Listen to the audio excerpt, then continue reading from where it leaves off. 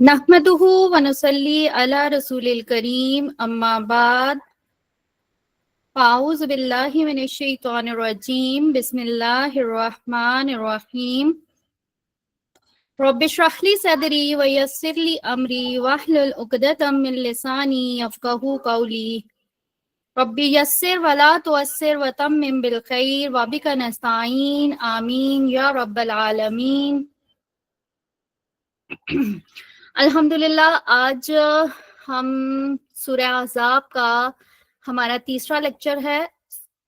Sorry, तीसरा lecture तो नहीं है, लेकिन ये है कि हमारा तीसरा रुकू है।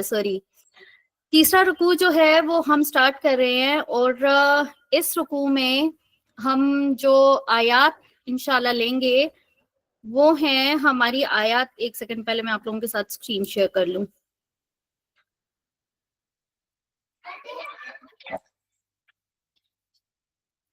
आज की जो हमारी आयात है वो आयात 13 से लेकर इंशाल्लाह मेरी कोशिश है कि हम लोग उसको करें 27 तक। ठीक है, तो ये आयात इंशाल्लाह हम करेंगे आज के लेक्चर में बिस्मिल्लाह। अच्छा, मेरी स्क्रीन शेयर हो रही है।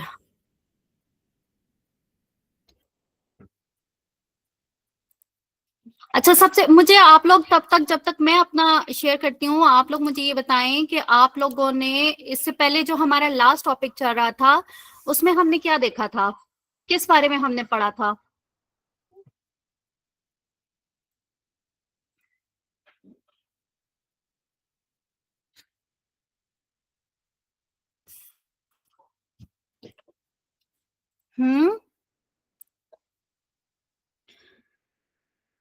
चलिए जी, मेरी स्क्रीन आ गई आप लोगों के पास।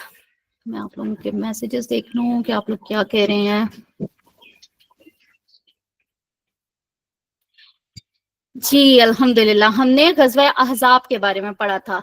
आप लोगों को याद होगा कि ग़ज़वा अहज़ाब का जिक्र करते हुए उसके अंदर एक आयत में मुनाफिकीन का जिक्र आया था। ठीक है, और उस वक्त मैंने आप लोगों को ये कहा था कि हम जो मुनाफिकीन हैं इनको यहाँ पे डिटेल से नहीं डिस्कस करेंगे, क्योंकि पूरा आज का जो लेक्चर जो है ना, वो जितनी आयात हैं 13 to 27, ये सारी की सारी आयात में हमें मुनाफिकीन का ही किरदार जो है वो नजर आएगा। इसीलिए आज का जो हमारा लेक्चर है उसका जो टाइटल है वो भी यही है कि मुनाफिकीन का किरदार। ये इंशाल्लाह आज हम बहुत डिटेल के साथ इनके बारे में पढ़ेंगे। अच्छा, आज के लेक्चर को स्टार्ट करने से पहले मैं आप सबसे, बल्कि मेरी अपनी सबसे पहले फर्स्ट प्रायोरिटी, और उसके बाद मैं आप सब लोगों से भी ये रिक्वेस्ट करूंगी कि आज की जब आयत हम लोग पढ़ रहे होंगे ना, तो हर आयत पे रुक के हमने ये सोचना है कि आया ये जो बात की जा रही है इसका हल्का सा भी शायबा या उसका हल्का सा भी कोई एलिमेंट मेरे अंदर तो मौजूद नहीं है। मेरे अंदर अगर है वो मौजूद, तो मैं हर सूरत ये कोशिश करूंगी कि ये आदत, ये खसलत, ये पॉइंट, ये बात मेरे अंदर से निकल जाए। ठीक है, क्योंकि कदम कदम पे ये आयत पढ़ते हुए, उसको एनालाइज करते हुए हमें कदम कदम पे ये फील होगा कि हम अपने इर्द गिर्द भी ये सारी चीजें देख रहे होते हैं। ठीक है, तो हर चीज पे हमने, ये मैं नहीं कह रही कि हम दूसरों के अंदर ढूंढें कि हाँ भाई फलां बंदा भी ऐसा है, फलां, अक्सर क्योंकि हम ये स्टेटमेंट बहुत आसानी से हम लोग ये पास कर देते हैं ना कि फलां मुनाफिक है, फलां मुनाफिक है, हालांकि हमारे पास ये सर्टिफिकेट नहीं है कि हम हमारे पास ये अथॉरिटी नहीं है कि हम किसी को ये बात कह सके कि तुम मुनाफिक हो। ठीक है, क्योंकि मुनाफिकत जो होती है वो दिल की बीमारी है, और दिल का हाल सिवाय अल्लाह के कोई नहीं जानता।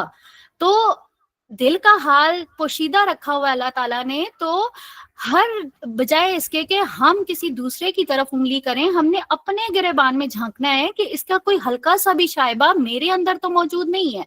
ठीक है, तो इंशाल्लाह हर स्टेप के ऊपर हम ये सोचेंगे कि ये इसका हल्की सी भी मकदार जो है ना वो मेरे अंदर नहीं मौजूद होनी चाहिए। चलें आगाज करते हैं अल्लाह ताला का नाम लेके। बिस्मिल्लाहिर्रहमानिर्रहीम। وَإِذْ قَالَتْ طَائِفَةٌ مِّنْهُمْ يَا أَهْلَ يَثْرِبَ لَا مُقَامَ لَكُمْ فَارْجِعُوا وَيَسْتَأْذِنُ فَرِيقٌ مِّنْهُمُ النَّبِيَّ يَقُولُونَ إِنَّ بَيُوتَنَا عَوْرَةٌ وَمَا هِيَ بِعَوْرَةٍ إِن يُرِيدُونَ إِلَّا فِرَارًا وَإِذْ قَالَتْ، اور جب کہا، قالت، قالت اب آپ دیکھ رہے ہیں نا کہ یہ ہے جو ہمارے ابھی لیول 2 کے ماشاءاللہ سے ہمارے جو اسٹوڈنٹ ہے نا وہ الحمدللہ اس کو پہچان رہے ہوں گے کہ قالت جو ہے یہ ہمارا مونس کا صیغہ ہے. ٹھیک ہے، اب یہاں پہ ہم یہ دیکھ رہے ہیں کہ طائفہ ہمیں نظر آ رہا ہے. طائفہ چونکہ گولتا نظر آ رہی ہے تو مونس، اس کو گولتا مونس کی علامت ہوتی ہے نا، تو اسی لیے یہاں پہ اس کو جو ہے وہ پیچھے مونس والا صیغہ استعمال کیا گیا. اب یہاں پہ کہا جا رہا ہے کہ وَإِذْ قَالَتْ طَائِفَةٌ مِّنْهُمْ، جب کہا ان میں سے ایک گروہ نے. ٹھیک ہے، اب جیسے میں نے آپ کو پہلے بھی کہا تھا کہ ہمارا جو لاسٹ لیکچر کمپلیٹ ہوا تھا اس کی جو لاسٹ آیت تھی اس میں منافقین کا جو ذکر تھا نا وہ سٹارٹ ہو چکا تھا.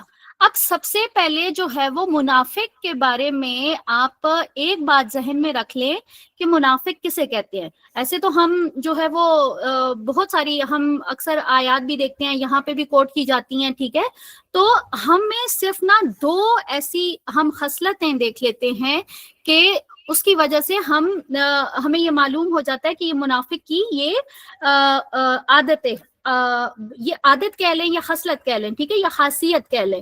تو پہلی خاصیت کیا ہے منافق کی کہ اس کے دل میں برائی ہوتی ہے جبکہ اس کی زبان کے اوپر جو ہے وہ اچھائی ہوتی ہے. اور جو دوسری خاصیت کیا ہے وہ کیا ہے کہ اس کی جو حقیقی وفاداری ہوتی ہے نا وہ اس کے دنیاوی مفادات کے ساتھ ہوتی ہے، لیکن وہ دین کے ساتھ بھی جو ہے وہ اپنا رشتہ قائم رکھنا چاہتا ہے. ٹھیک ہے، تو یہ دو خاصیتیں ہیں جو کہ منافق کے اندر پائی جاتی ہیں. اب انہی کی روشنی میں ہم نے آج کا لیکچر جو ہے وہ ہم نے سمجھنا ہے. اب جیسے دیکھیں کہ منافقین کا جو ذکر تھا تو اس آیت کے اندر اللہ تعالیٰ نے انہی لوگوں کے خیالات کی عکاسی کی ہے کہ جب ان میں سے ایک گروہ نے کہا کہ یا اہل یثرب. اب یہ دیکھیں یہ ہمیں کیا بتا رہا ہے، یا اہل یثرب. اب اس سے کیا مراد ہے کہ وہ کیا کہتے ہوتے تھے، یہ لاسٹ ٹائم میں نے آپ لوگوں کو یاد ہوگا کہ میں نے آپ کو پورا ایک میپ دکھایا تھا. ٹھیک ہے، اب وہ میپ جو تھا اس میں ہم یہ دیکھ رہے تھے کہ جو مسلمانوں کی فوجیں تھیں نا وہ اس کو آپ ذہن میں یاد کریں کہ میں نے آپ کو دکھایا تھا کہ مدینہ بالکل بیک پہ تھا اور جو مسلمان جو جمع ہوئے تھے وہ ایک پوائنٹ تھا. ٹھیک ہے، وہ کون سی جگہ تھی؟ جبل صلا اس جگہ کا نام تھا جہاں پہ مسلمان کفار کے لشکر کو اس کا سامنا کرنے کے لیے، اس کا مقابلہ کرنے کے لیے وہ لوگ اکٹھے ہوئے تھے. ٹھیک ہے، اور ان کے فرنٹ پہ خندق تھی، اس کے یہ جبل صلا کے فرنٹ پہ خندق تھا اور وہاں پہ وہ لوگ اکٹھے ہوئے تھے. تو یہاں پہ دیکھیں، اب یہاں پہ وہ جو کوئی مجھے یہ بتائیں کہ وہاں پہ وہ جو ان کے ساتھ یہ مسلمانوں کی فوج تھی تو اس میں مسلمانوں کی کتنی تعداد تھی؟ یاد ہے آپ لوگوں کو؟ جلدی سے بتائیں، شاباش.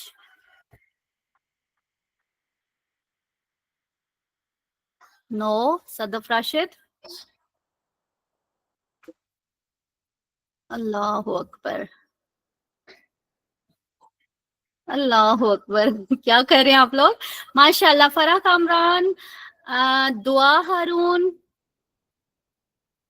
آپ لوگوں کا جواب بالکل ٹھیک ہے. 3000 کی فوج تھی. ٹھیک ہے، افشا عمران، شاباش.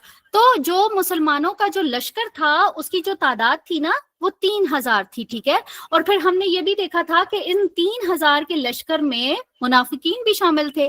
اب یہ جو منافقین تھے نا انہوں نے ان کا مقصد کیا تھا؟ ان کا مقصد جنگ نہیں تھا. ٹھیک ہے، یہ تو یہ سمجھ لیں کہ بس بحالت مجبوری یہ لوگ یہاں پہ آ گئے تھے، ان کا مقصد جنگ کا نہیں تھا. اب وہ جو لوگ تھے جن کو اسپیشلی اللہ تعالیٰ نے کیٹیگرائز کیا ہے، منافقین کے لسٹ میں ان کو ڈالا ہے. اب ان کا یہاں پہ دیکھیں کہ کیا سٹیٹمنٹ انہوں نے دی ہے، یا اہل یثرب. اب یہاں ہم اچھے طریقے سے جانتے ہیں کہ وہ یثرب نہیں ہے. ٹھیک ہے، وہ تو مدینہ ہو گیا، مسلمان ہجرت کر کے آئے تو اس کے بعد جو ہے وہ اس کا نام مدینہ ہو گیا تھا، لیکن ان لوگوں نے یہاں پہ اس کو اہل مدینہ کیوں نہیں کہا؟ مسلمان ہونے کے باوجود انہوں نے یا اہل مدینہ نہیں کہا، اہل یثرب کہا۔ تو اس کی ریزن کیا تھی کہ یہ لوگ کیا چاہ رہے تھے کہ ایک تو سب سے پہلے یہ سمجھ لینا کہ ان کا یہ جو یا اہل یثرب جو انہوں نے کہا ہے نا، تو انہوں نے مدینہ کا جو پرانا نام لیا تو اس سے معلوم یہی ہوتا ہے کہ منافقین کے لیے ایمان اور اخوت کی کوئی بھی امپورٹنس نہیں ہے، ٹھیک ہے؟ یہ ان کے اندر کی بزدلی ہے جس نے انہیں یہ کہنے پہ مجبور کیا ہے۔ حالانکہ آپ دیکھیں کہ امام قرطبی ہیں، ان کا قول جو ہے وہ اس بارے میں پتا چلتا ہے کہ یثرب جو ہے وہ جاہلیت کے ناموں میں سے ہے، جبکہ مدینہ شرعی ناموں میں سے ہے جو کہ رسول اللہ صلی اللہ علیہ وسلم نے خود رکھا تھا۔ اس کے بارے میں ہمیں جو ایک حدیث بھی ملتی ہے وہ کیا ہے، اچھا یہ یہاں پہ دیکھیں یہ منافق کسے کہتے ہیں، یہاں پہ یہ دونوں اس کی جو خاصیت ہے نا وہ آپ کو یہاں پہ ملیں گی۔ اب یہ مشکات المصابیح کی حدیث ہے 2738۔ اب یہاں پہ دیکھیں جابر رضی اللہ تعالیٰ سے روایت ہے، جابر رضی اللہ تعالیٰ کیا کہتے ہیں کہ سمیت رسول اللہ صلی اللہ علیہ وسلم یقول ان اللہ سمى المدینہ طابا، کہ میں نے رسول اللہ صلی اللہ علیہ وسلم کو یہ کہتے ہوئے سنا کہ مدینہ کا نام طابا، طابا کس کو کہتے ہیں؟ پاکیزہ، ٹھیک ہے، پاک۔ تو ان لوگوں نے جان بوجھ کے جو ہے وہ پرانا نام یثرب یوز کیا، ٹھیک ہے۔ تو یہاں سے ایک جو چیز ہمیں یہ معلوم ہوتی ہے وہ کیا ہے کہ ان کے اندر جو ایمان تھا نا وہ یہ سمجھتے ہیں کہ وہ تھا ہی نہیں۔ انہوں نے اس کے پیچھے ان کی ریزن کیا تھی کہ ان لوگوں کو اب یہ معلوم تھا نا کہ یہ جو اتنا بڑا لشکر آیا ہے یہ لشکر ان کو ختم کر دے گا، پھر کیا ہوگا کہ اگین وہی والے جو ہجرت سے پہلے یا مسلمانوں کے آنے سے پہلے یا یہاں مدینہ کے اندر اسلام آنے سے پہلے جو حالات تھے نا، ٹھیک ہے، تو سیم وہی والے حالات واپس آ جائیں گے۔ اسلام میں چونکہ آپ کو پتہ ہے نا کہ جب آپ اسلام قبول کر لیتے ہیں تو پھر آپ کے اوپر کچھ پابندیاں بھی لازم ہو جاتی ہیں، جن کو آپ نے کچھ رولز ہوتے ہیں جن کو آپ نے فالو کرنا ہوتا ہے۔ اب یہ جو تھے اسلام تو قبول کر لیا لیکن وہ رولز فالو نہیں کر پا رہے تھے، ٹھیک ہے۔ تو اسی لیے ایک حسرت کے طور پر انہوں نے یہ ورڈ استعمال کیا یا اہل یثرب۔ اب آگے دیکھیں کہ آگے کیا کہا جا رہا ہے کہ یہاں پہ دیکھیں، ایک سیکنڈ اس کو میں تھوڑا زوم کر دیتی ہوں۔ یا اہل یثرب لا مقام لکم فرجعوا، تم یہاں سے لوٹ جاؤ، یہاں پہ تمہارے رہنے کا کوئی مقام نہیں ہے۔ اب یہاں سے نا مفسرین نے دو جو ایسپیکٹس ہیں نا وہ لیے ہیں۔ ایک تو انہوں نے یہ بھی کہا ہے کہ مے بی پاسبل کہ ان کا یہ مقصد ہو یہ کہنے کا کہ یہ جو جبل صلا کے اوپر وہ لوگ موجود تھے نا، تو وہ یہ بھی کہنا چاہ رہی ہوں کہ یہاں سے واپس چلے جاؤ، یہاں پہ تمہارے ٹھہرنے کا کوئی مقام نہیں ہے۔ یا پھر یہ بھی ان کی یہ ہو سکتا ہے ان کا کہنے کا مطلب کہ وہ یہ کہتے ہوں کہ اسلام سے واپس چلے جاؤ، ٹھیک ہے، یعنی کہ واپس اپنے دین کے اوپر آ جاؤ۔ تو مفسرین نے جو ہے وہ اس بات سے دو جو رائے ہیں وہ اخذ کی ہیں۔ اب آگے اگر ہم دیکھیں تو جس طرح سے یہ غزوہ احزاب کے موقع پر ہم نے دیکھا کہ منافقین کی جو ہمدردیاں تھیں وہ یہود اور مشرکین کے ساتھ تھی بجائے مسلمانوں کے۔ تو منافقین نے مسلمانوں کے حوصلے پست کرنے کے لیے یہ کہا کہ یہاں سے لوٹ چلو۔ اب ساری سچویشن لاسٹ لیکچر میں الحمدللہ آپ لوگ دیکھ چکے ہیں نا کہ کس طرح کی سچویشن تھی، اور اس سچویشن میں کوئی آپ کے اندر کا ہی آدمی اٹھ کے اگر یہ کہہ دے کہ یہاں سے لوٹ چلو، 10,000 کے لشکر کے مقابلے میں 3,000 کا لشکر، ٹھیک ہے، اور اس میں سے بھی کچھ لوگ یہ کہہ دیں کہ لوٹ چلو، تو پھر کیا سچویشن کھڑی ہو جاتی ہے، وی کین امیجن ایزیلی، ٹھیک ہے۔ تو یہاں پہ اب یہ بتایا جا رہا ہے کہ یہ صرف اور صرف مسلمانوں کے حوصلے پست کرنے کے لیے منافقین نے یہ سٹیٹمنٹ دی تھی کہ یہاں پہ تمہارے ٹھہرنے کی کوئی جگہ نہیں ہے۔ پھر اسی طرح سے دیکھیں کہ یہاں پہ آگے کیا کہا جا رہا ہے کہ وَيَسْتَأْذِنُ فَرِيقٌ، اور ان میں سے ایک جو ایسا گروہ تھا وہ اجازت مانگ رہا تھا، منہم، ان میں سے، النبیہ، نبی سے، یقولون اِنَّ بَیُوتَنَا عَوْرَةٌ، اب انہوں نے کیا کہا کہ ہمارے جو گھر ہیں نا وہ غیر محفوظ ہیں. اب لاسٹ ٹائم ہم نے دیکھا تھا کہ جب ادھر سے بنو قریظہ نے کہا تھا نا, معاہدہ توڑ دیا تھا, تو کچھ لوگ ایسے تھے کہ جن لوگوں کو یہ پریشانی ہوگی کہ ہمارے عورتیں بچے, حالانکہ سبھی کی عورتیں اور بچے مدینہ کے اندر تھے نا, اور ایسا نہیں تھا. اسی بات کو دیکھیں اللہ تعالیٰ نے یہاں پہ بتایا بھی ہے کہ ان لوگوں نے جو کہا تھا وہ ایسا نہیں تھا. اب یہاں پہ اسی بات کا جواب اللہ تعالیٰ نے دیا کہ وما ہی ابی اورا, وہ غیر محفوظ نہیں تھے. ان کے جانے کی وجہ کیا تھی؟ ان یریدون الا فرارا, وہ صرف فرار چاہتے تھے, وہ بھاگنا چاہتے تھے. ٹھیک ہے, اسی لیے وہ یہ سٹیٹمنٹ دے رہے تھے کہ یہاں پہ جو ہے وہ ہم نہیں کہہ سکتے یہاں سے لوٹ چلو یا پھر ہمارے گھر غیر محفوظ ہے. ٹھیک ہے, تو بیسک جو ان کی انٹینشن تھی وہ کیا تھی؟ وہ صرف اور صرف فرار چاہ رہے تھے. آگے دیکھیں, یہاں پہ جو ہے وہ ہم دیکھتے ہیں کہ جس طرح سے لاسٹ ٹائم بھی ہم نے دیکھا تھا کہ پورا کا پورا جو ایک عرب تھا, ٹھیک ہے, وہ بھی تو سارے آگے تھے نا. کتنے زیادہ قبائل تھے, جن قبائل میں بنو غطفان تھا, قریش تھے, ٹھیک ہے, وہ جو دوسرا بنو نذیر وہ والے تھے, وہ تقریباً قبائل جتنے بھی تھے ارد گرد کے وہ سارے ہی مسلمانوں کے اوپر چڑھائی کر کے آگے تھے نا. تو یہ جو منافقین تھے ان کو اپنی موت یقینی نظر آ رہی تھی, تو اسی لیے اس طرح کی سٹیٹمنٹس دے رہے تھے کہ یہاں سے چلے جاؤ. آیت نمبر 14 دیکھیں, وَلَوْ دُخِلَتْ عَلَيْهِمْ مِنْ أَقْطَارِهَا ثُمَّ سُئِلُوا الْفِتْنَةَ لَا آتَوْهَا وَمَا تَلَبَّثُوا بِهَا إِلَّا يَسِيرًا. اگر شہر کے اطراف سے دشمن گھس آئے ہوتے اور اس وقت انہیں فتنے کی طرف دعوت دی جاتی تو یہ اس میں جا پڑتے اور مشکل ہی سے وہ فتنے میں شریک ہونے سے تعامل کرتے. اب یہاں پہ دیکھیں کہ وَلَوْ دُخِلَتْ, اب یہ جو ہے نا ولو اور اگر دخلت, اب یہاں پہ دیکھیں یہ بیسیکلی یہ جو صیغہ ہے نا وہ ہوتا ہے دخلہ, ٹھیک ہے, دخلت ہے, لیکن یہاں پہ ہم دیکھ رہے ہیں کہ یہ پیش کے ساتھ ہے. اب یہ پیش کے ساتھ جب آتا ہے نا تو یہ جو ہوتا ہے نا یہ فعل معروف کے بجائے مجہول ہو جاتا ہے, ٹھیک ہے, ایکٹیو وائز کے بجائے یہ پیسو وائز ہو جاتا ہے. اب پیسو وائز کیوں یوز کیا جاتا ہے؟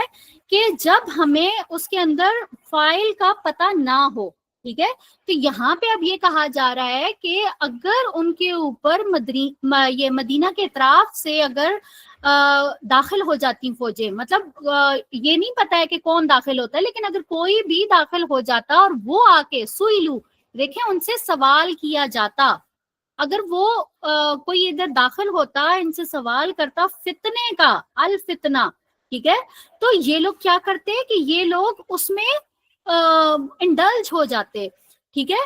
تو یہ دیکھیں لا آتوہا, تو ضرور سب اپنا اپنا حصہ جو ہے وہ اس میں ڈالتے, بالکل بھی یہ نہ سوچتے, ایک لمحے کے لیے بھی جو ہے یہ توفق نہ کرتے, تلبسو, ٹھیک ہے, ایک لمحے کے لیے بھی نہ سوچتے کہ ہمیں یہ جو ہم کام کر رہے ہیں اس سے ہمارے اس کے کانسیکوینسز کیا ہوں گے یا کس طرح کا اس کا ریزلٹ آئے گا, وہ بالکل بھی نہ سوچتے اور وہ اس فتنے میں انڈلج ہو جاتے.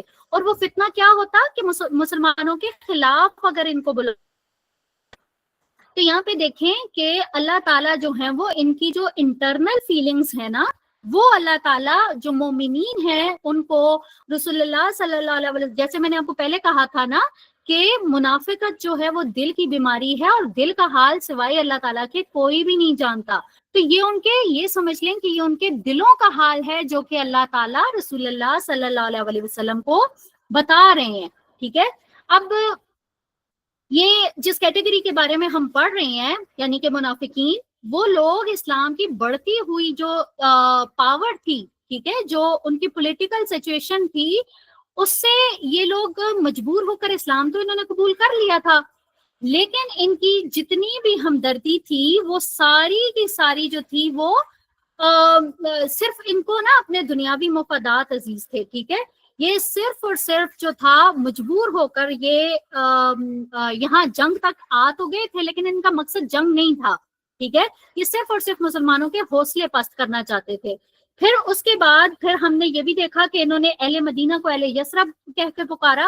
تو یہ یہاں پہ اب اللہ تعالیٰ یہ ساری ان کی سچویشنز بتا رہے ہیں کہ اگر اللہ ان کو ذرا سا بھی موقع مل جائے نا, یہاں پہ یہ جنگ سے بھاگ رہے ہیں, لیکن اگر ان کو مسلمانوں کے خلاف اگر جنگ کرنی پڑ جائے نا تو یہ ایک لمحے کا بھی جو ہے نا یہ انتظار نہیں کریں گے، یہ کود پڑیں گے اس جنگ میں۔ لیکن یہاں پہ جنگ میں جو ہے وہ جنگ کرتے ہوئے ان کو تکلیف ہو رہی ہے، ان کو موت نظر آ رہی ہے، ٹھیک ہے۔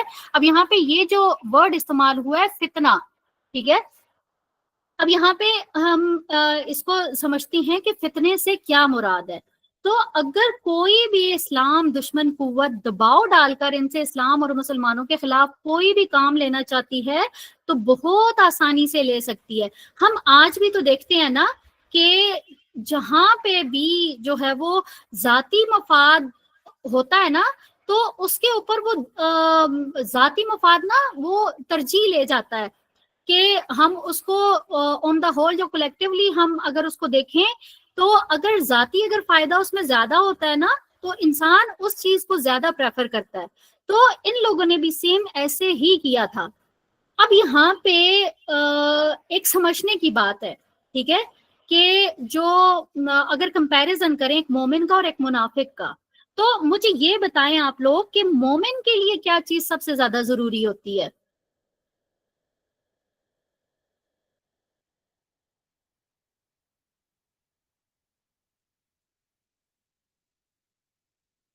مومن کے لیے سب سے زیادہ کیا چیز ضروری ہوتی ہے؟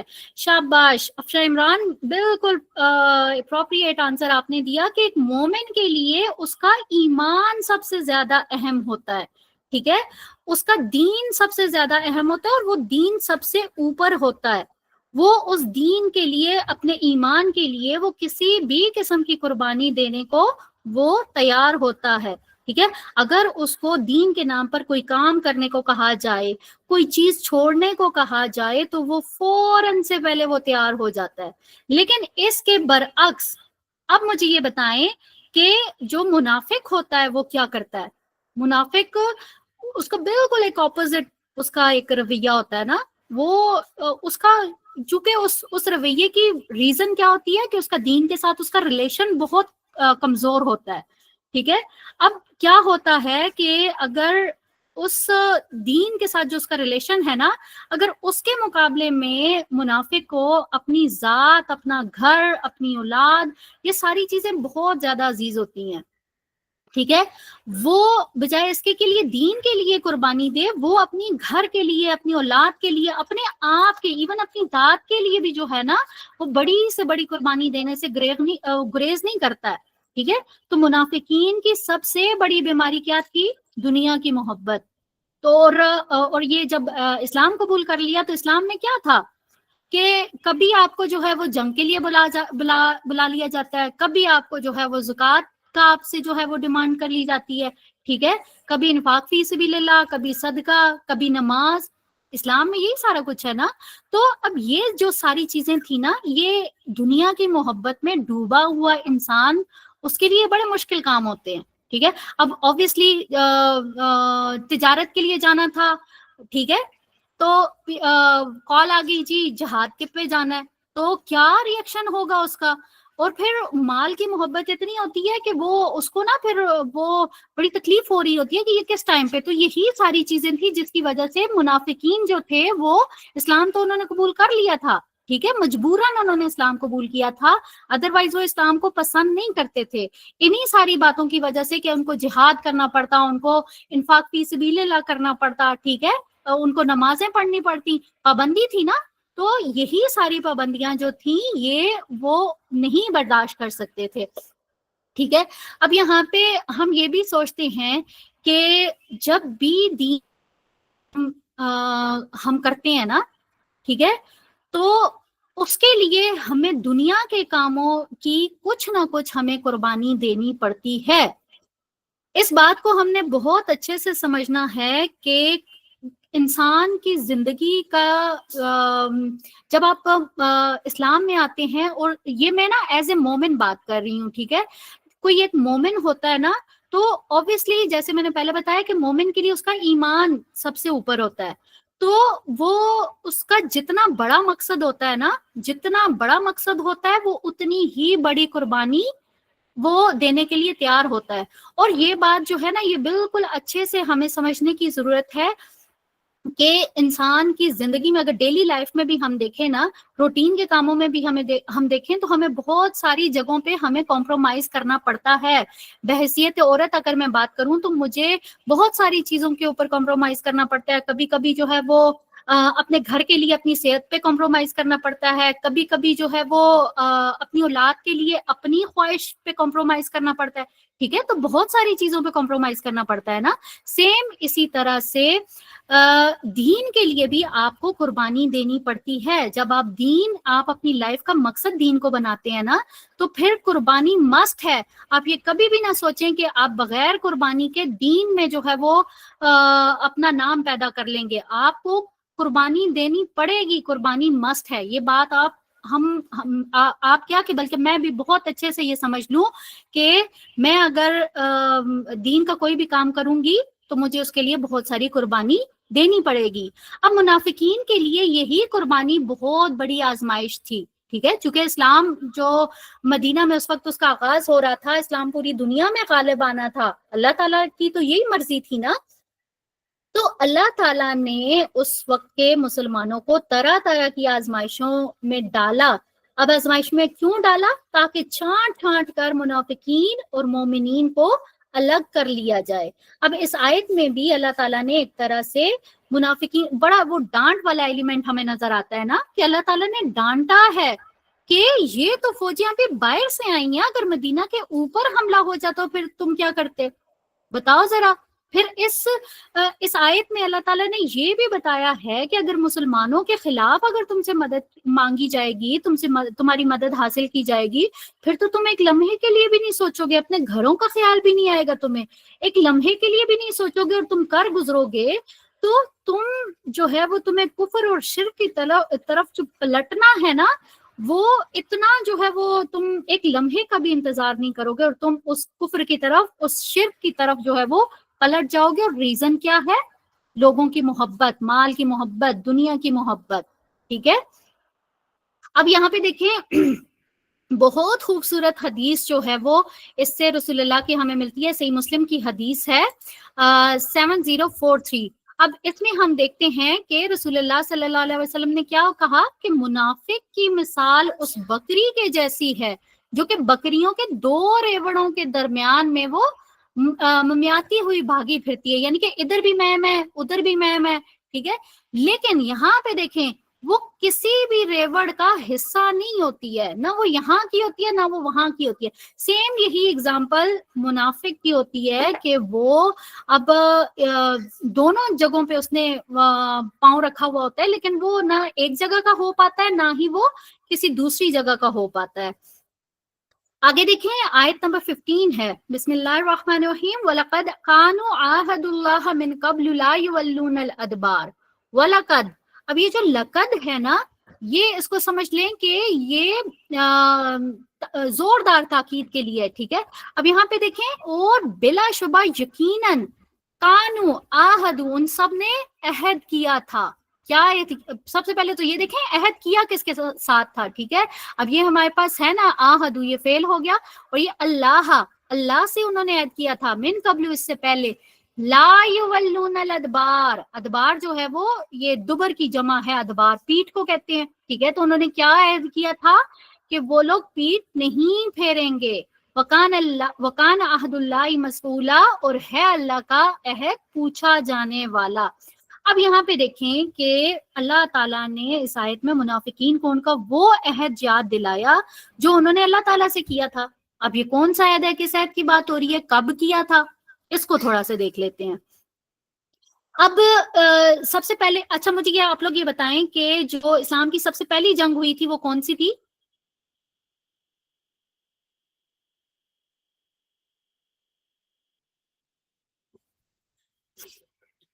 شاباش. اسلام کی جو سب سے پہلی جنگ ہوئی تھی وہ تھی جنگ بدر.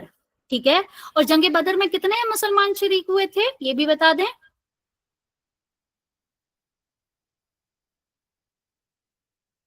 شاباش. جنگ بدر میں صرف اور صرف 313 لوگ شامل تھے. ٹھیک ہے، اب ایسا تو نہیں تھا کہ صرف 313 ہی مسلمان تھے، بہت سارے تھے نا، لیکن جنگ میں صرف 313 شامل ہوئے تھے. اب جو پیچھے بچ گئے تھے نا، ٹھیک ہے، یہ ان لوگوں کو اللہ تعالیٰ مخاطب کر رہے ہیں۔ اب جب جنگ میں آپ نے دیکھا تھا کہ کس طرح سے اللہ تعالیٰ نے مسلمانوں کو فتح دی تھی، ایک بہت کھلی روشن فتح تھی کہ 1000 کے مقابلے میں 313 لوگوں نے فتح حاصل کی تھی، ٹھیک ہے، تو اس میں اوبیسلی اللہ تعالیٰ کی مدد شامل تھی۔ اور پھر اس کے بعد اس جنگ میں فتح کے بعد جو مسلمانوں کو عزت اور احترام اور اسپیشلی جو مال غنیمت ملا تھا نا، تو ان ساری چیزوں کو دیکھتے ہوئے بہت سارے منافقین اور بہت سارے ایسے لوگ بھی تھے، مطلب مومنین کی کیٹیگری میں بھی وہ لوگ آتے تھے، تو یہاں پہ دیکھیں کہ بہت سارے لوگوں نے یہ عہد کیا تھا اللہ تعالیٰ سے کہ یا اللہ اگر اگلی دفعہ اگر ہمیں جنگ کا موقع جو ہے وہ نصیب ہوا تو ہم ضرور نکلیں گے اور ہم پیٹ نہیں پھیریں گے، ٹھیک ہے۔ تو اس آیت میں اللہ تعالیٰ نے وہ ہی وعدہ جو کیا تھا نا اللہ تعالیٰ سے، وہی وعدہ یاد دلایا ہے، ٹھیک ہے۔ اور پھر اللہ تعالیٰ نے وعدہ ہی نہیں یاد دلایا، پھر اس کا رزلٹ بھی بتایا ہے کہ یہ جو وعدہ تم لوگوں نے بھولا ہے نا، جو عہد شکنی کی ہے، اس کا سوال بھی کیا جائے گا، اس کے متعلق پوچھا بھی جائے گا۔ اسی کو ہم آگے دیکھتے ہیں، ہمارے پاس صحیح مسلم کی حدیث ہے 4583۔ اب اس میں دیکھیں یہاں پہ بتایا جا رہا ہے کہ عہد شکنی کرنے والے ہر شخص کے لیے قیامت کے دن ایک جھنڈا ہوگا، ٹھیک ہے۔ یہاں سے دیکھیں کہ جو جس لیول کی عہد شکنی کرے گا نا، وہ جھنڈا اتنا ہی وہ اونچا ہوگا۔ اب یہاں پہ اللہ تعالیٰ نے ایک طرح سے عہد شکنی کا لیول بھی بتایا ہے کہ جس درجے کی عہد شکنی ہوگی تو وہ اتنا ہی اس کا جھنڈا بھی، مطلب دور سے پہچانا جائے گا کہ یہ عہد شکن ہے، یہ اپنے وعدے سے پھرنے والا ہے، ٹھیک ہے، تو وہ دور سے ہی پہچان لیا جائے گا۔ پھر اسی طرح سے سورہ اسراء کی آیت نمبر 34 میں بھی ہے کہ وَأَوْفُوا بِعَهْدِي إِنَّ الْعَهْدَ كَانَ مَسْئُولًا، کہ بے شک اپنے عہد کو پورا کرو، بے شک عہد کے بارے میں سوال کیا جائے گا۔ اور یہی جو چیز ہے نا، اب یہ اللہ تعالیٰ نے ان کو پہلے تو ان کا عہد یاد دلایا ہے، ٹھیک ہے۔ اب آیت نمبر 16 کے اندر دیکھیں اللہ تعالیٰ کیا کہہ رہے ہیں، قُلْ لَن يَنْفَعَكُمُ الْفِرَارُ إِن فَرَرْتُم مِّنَ الْمَوْتِ أَوِ الْقَتْلِ وَإِذًا لَّا تُمَتَّعُونَ إِلَّا قَلِيلًا۔ اے نبی ان سے فرماؤ اگر تم موت یا قتل سے بھاگنا چاہو تو تمہیں کوئی فائدہ نہیں ہوگا، اس کے بعد زندگی کا فائدہ اٹھانے کا تھوڑا ہی موقع تمہیں مل سکے گا۔ اب یہاں پہ دیکھیں کہ اللہ تعالیٰ نے نا یہاں پہ تقدیر کے بارے میں اللہ تعالیٰ نے اس آیت میں ہمیں بتایا ہے، ٹھیک ہے، کہ انسان اپنی تقدیر سے چاہ کے بھی نہیں بھاگ سکتا ہے۔ اگر تو تمہاری قسمت میں موت لکھی ہوئی ہے نا تو وہ تمہیں آ جائے گی، چاہے تم کتنا ہی بھاگو۔ تو اللہ تعالیٰ نے اس آیت میں منافقین کو پہلے ان کا وعدہ جو ہے وہ وعدہ خلافی ان کو یاد دلائی ہے، پھر اس کے بعد ایک وارننگ دی ہے کہ اگر موت یا پھر یہاں یہ جیسے میدان جنگ سے بھاگنے کی بات کر رہے تھے نا وہ، تو اللہ تعالیٰ نے کہا ہے کہ اگر میدان جنگ سے بھاگتے ہو، موت کے ڈر سے بھاگتے ہو، تو یہ بھاگنا جو ہے وہ تمہیں فائدہ نہیں دے گا، تو موت سے نہیں بچ پاؤ گے، کیونکہ میدان جنگ سے فرار موت کو ٹال نہیں سکتا ہے۔ اگر تمہاری موت اگر تمہاری قسمت میں موت لکھی ہے نا تو وہ تمہیں تمہارے گھر میں بھی آ جائے گی، وہ وہاں پہ بھی تمہیں آ پکڑے گی، ٹھیک ہے۔ اسی طرح سے دیکھیں سورہ نساء کی آیت نمبر ہے 78، یہاں پہ اب اللہ تعالیٰ کیا کہہ رہے ہیں کہ اینما تکونوا یدرککم الموت، تم جہاں کہیں بھی ہوگے موت تمہیں پا لے گی، یدرککم الموت کہ موت تمہیں پا لے گی، وکنتم فی بروج مشیدہ، چاہے تم مضبوط قلعوں کے اندر بھی ہو۔ اب یہاں پہ اللہ تعالیٰ نے کیا کہا، اب یہ قلعوں کا ذکر کیوں کیا اللہ تعالیٰ نے کہ تم قلعوں کے اندر بھی ہوگے تو موت اگر تمہاری لکھی ہوئی ہے وہ تمہیں مل جائے گی۔ پھر ساتھ ہی اللہ تعالیٰ نے یہ بھی کہا کہ اگر تو انہیں کوئی بھلائی ملتی ہے تو وہ کہتے ہیں کہ یہ اللہ کی طرف سے، اور اگر کوئی برائی پہنچتی ہے تو کہتے ہیں کہ یہ تیری طرف سے، یعنی رسول اللہ صلی اللہ علیہ وسلم کو جو ہے وہ پوائنٹ آؤٹ کر رہے ہیں کہ اگر کوئی برائی پہنچ رہی ہے۔ اب یہ جو اس پورے سینیریو کو یاد کریں غزوہ احزاب والے، تو کتنا زیادہ آزمائش والا ٹائم تھا نا، تو یہاں پہ اللہ تعالیٰ نے جو ہے وہ اشارہ کیا ہے کہ اگر تو ان کو کوئی پریشانی پہنچتی ہے تو ڈائریکٹ یہ جو ہے وہ مخاطبت رسول اللہ سے کرتے ہیں کہ یہ آپ کی وجہ سے آئی ہے، ٹھیک ہے۔ تو یہاں پہ جیسے شروع میں ہم نے پڑھا نا کہ اس میں اللہ تعالیٰ نے تقدیر کے بارے میں بتایا کہ جو بات آپ کی تقدیر میں لکھی ہوئی ہے وہ تو ہونی ہی ہونی ہے۔ آگے دیکھیں آیت نمبر 17 میں اللہ تعالیٰ کیا کہہ رہے ہیں، قل من ذا الذی یعصمکم، قل کہہ دیجئے، من ذا الذی کون ہے وہ جو یعصمکم بچائے گا تمہیں، یعصمکم ٹھیک ہے، کس سے بچائے گا، من اللہ اللہ تعالیٰ سے۔ اب یہ بتاؤ کہ موت سے بچ کر یا اللہ سے بچ کر تم کہاں جاؤ گے، ان اراد بکم سوءا، اگر وہ ارادہ کر لے، کون، اللہ، اگر اللہ ارادہ کر لے تمہارے ساتھ کا کسی برائی کا، ٹھیک ہے، او ارادہ بکم رحمہ، یا پھر وہ تمہارے ساتھ کسی رحمہ کا ارادہ کر لے، کسی مہربانی کا ارادہ کر لے، کسی بھلائی کا ارادہ کر لے، ولا یجدون لہم من دون اللہ، یجدون، اور وہ نہیں پائیں گے اپنے لیے اللہ کے سوا، ولییم ولا نصیرا، کوئی بھی دوست اور نہ ہی کوئی مددگار۔ یعنی اب یہاں پہ اللہ تعالیٰ کیا کہہ رہے ہیں کہ بتاؤ کون ہے جو تمہیں اللہ تعالیٰ سے بچا سکتا ہے اگر وہ تمہیں نقصان پہنچانے کا ارادہ کرے، یا اگر وہ تمہیں کوئی رحمت کا ارادہ کرتا ہے تمہارے بارے میں تو کون جو ہے وہ اس چیز کو تم سے دور کر سکتا ہے۔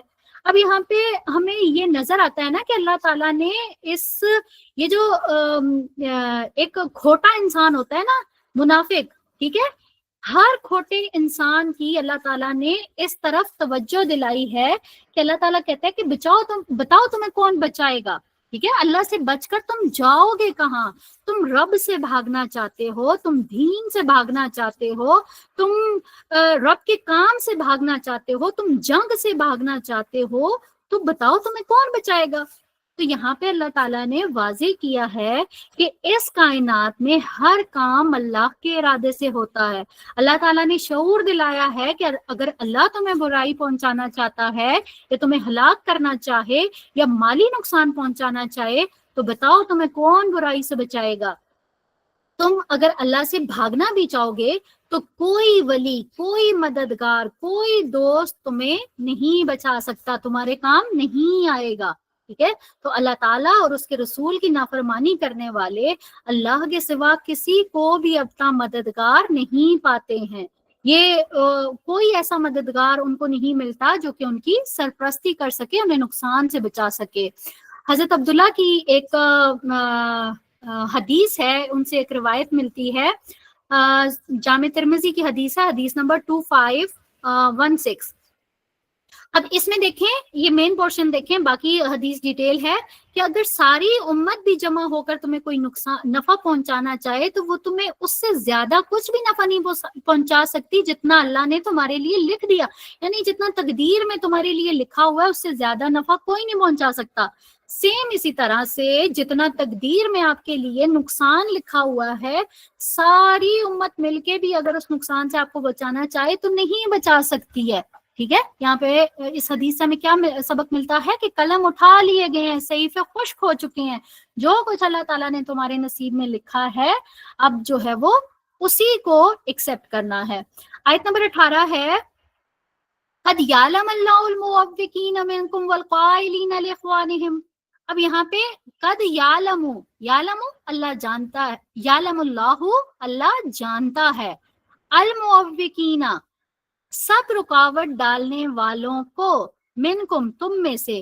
اب یہاں پہ اللہ تعالیٰ کیا کہہ رہے ہیں کہ اللہ تعالیٰ تم میں سے جو بھی رکاوٹ ڈالنے والے ہیں اللہ تعالیٰ ان سب کو خوب جانتا ہے۔ اب یہ جو ہے نا معوقین، ٹھیک ہے، اس کو جو ہے وہ تھوڑا سا سمجھ لیں کہ یہ جو ہے یہ عین واو قاف اس کا روٹ ہے اور آ کا یاؤ کو یہ اسم الفاعل ہے، ٹھیک ہے۔ اب یہاں پہ ہم یہ دیکھتے ہیں آقا کا مطلب آنکھ، ہم یہ اپنی اردو زبان میں بھی یوز کرتے ہیں نا کہ آنکھ کر دینا، رکاوٹ ڈال دینا، ٹھیک ہے۔ تو اس سے کیا مراد ہے، کسی کو اسم الفاعل ہے نا تو اس کا کیا مطلب ہے، آنکھ کر دینے والا یا روکنے والا، محروم کر دینے والا، ٹھیک ہے۔ تو یہاں پہ اب کیا اللہ تعالیٰ نے کہا، موفقین سے کیا مراد ہے، بھلائی سے روکنے والے، ٹھیک ہے، رکاوٹیں ڈالنے والے۔ تو اللہ تعالیٰ منافقوں کو جانتا ہے کہ حق سے روکنے والے کون ہیں، وہ خود بھی حق سے رک رہے ہیں اور دوسروں کو بھی روکتے ہیں۔ اوپر ہم نے دیکھا نا کہ خود تو ان کے دل میں کھوٹ تھا، باقیوں کو بھی کہہ رہے تھے کہ اہل یثرب چلو یہاں سے، یہاں پہ تمہارے ٹھہرنے کا کوئی مقام نہیں ہے، ٹھیک ہے۔ تو اسی بات کو اللہ تعالیٰ یہاں پہ پوائنٹ آؤٹ کر رہے ہیں کہ یہ خود بھی رکتے ہیں اور دوسروں کو بھی روکتے ہیں، اور یہ خاص موقع ہے۔ کہاں سے روک رہے ہیں، جہاد سے روک رہے ہیں نا، تو یہاں پہ ان کی کیا اسٹیٹمنٹ تھی کہ ہمارے پاس چلے آؤ، چھوڑیے سب کچھ، یہ کیا ادھر جو ہے وہ ایک مصیبت میں پڑ گئے ہو، ہمارے پاس آؤ۔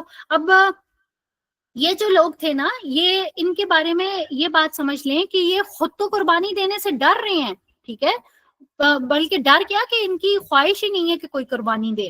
اب یہ دوسروں کو بھی روک رہے ہیں کہ تم لوگ بھی نہ قربانی دینا، تم لوگ بھی جو ہے وہ بھاگ جاؤ، پیٹ دکھا دو، ٹھیک ہے۔ تو یہاں پہ یہ اس بات کو سمجھیں کہ خود رکنا یہ تو سراسر ایک گمراہی ہے، ایک کوتاہی ہے، لیکن دوسروں کو جو روکنا ہے نا، یہ ڈھٹائی ہے، ٹھیک ہے۔ یعنی خود تو رک کے اور ڈھیٹ بن کے دوسروں کو بھی جو ہے وہ روکا ہے۔ تو یہاں پہ اللہ تعالیٰ نے ہمیں ان لوگوں کی جو ایک سائیکالوجی ہے نا، وہ جو ہے وہ سب کے سامنے کھول کے رکھی ہے۔ آیت نمبر 19 ہے، اشقۃ علیکم۔ اب یہاں پہ دیکھیں، یہ جو اللہ تعالیٰ نے ان کے لیے اسٹیٹمنٹ یوز کیا نا، اشقہ، ٹھیک ہے، اشقہ جو ہے یہ شیخ سے نکلا ہے، ٹھیک ہے، اور شیخ جو ہے یہ دو چیزوں کا کمبینیشن ہوتا ہے، ٹھیک ہے۔ کون کون سی؟ ایک تو ہرس ہوگی، ٹھیک ہے، اور دوسرا ہو گیا بخل۔ اب یہ ہرس اور بخل، اب یہ دونوں چیزیں جب ملتی ہیں نا تو اس کو اشقہ کہتے ہیں۔ اب یہ جو تھے نا، یہ منافق کی یہ والی جو کوالٹی ہے نا، اس کو اب آپ نے سمجھنا ہے، ٹھیک ہے، کہ یہاں پہ اب اللہ تعالیٰ کیا کہہ رہے ہیں، اشقۃ علیکم فَإِذَا جَاءَ الْخَوْفُ رَأَيْتَهُمْ، جب خوف میں یہ آپ کو دیکھیں گے تو ینظرون، وہ سب دیکھتے ہیں، علیکا، آپ کی طرف۔ جب خوف میں ہوتے ہیں تو رسول اللہ صلی اللہ علیہ وسلم کی طرف دیکھتے ہیں۔ آگے دیکھیں دیکھتے کیسے ہیں، اللہ تعالیٰ نے نا ایک ایک ان کی جو خصلت ہے نا اس کو کھول کھول کے بیان کیا ہے۔ تدور اعینہم، ایسے دیکھتے ہیں کہ ان کی آنکھیں گھوم رہی ہوتی ہیں، کلذی، اس کی طرح، یخشا، جس کے اوپر غشی تاری ہوئی ہے۔ اب مجھے یہ بتائیں، اب یہاں پہ یہ دیکھیں اللہ تعالیٰ نے اس کو بھی کر دیا، ایکسپلین کر دیا کہ کون سی غشی، موت کی غشی۔ ہم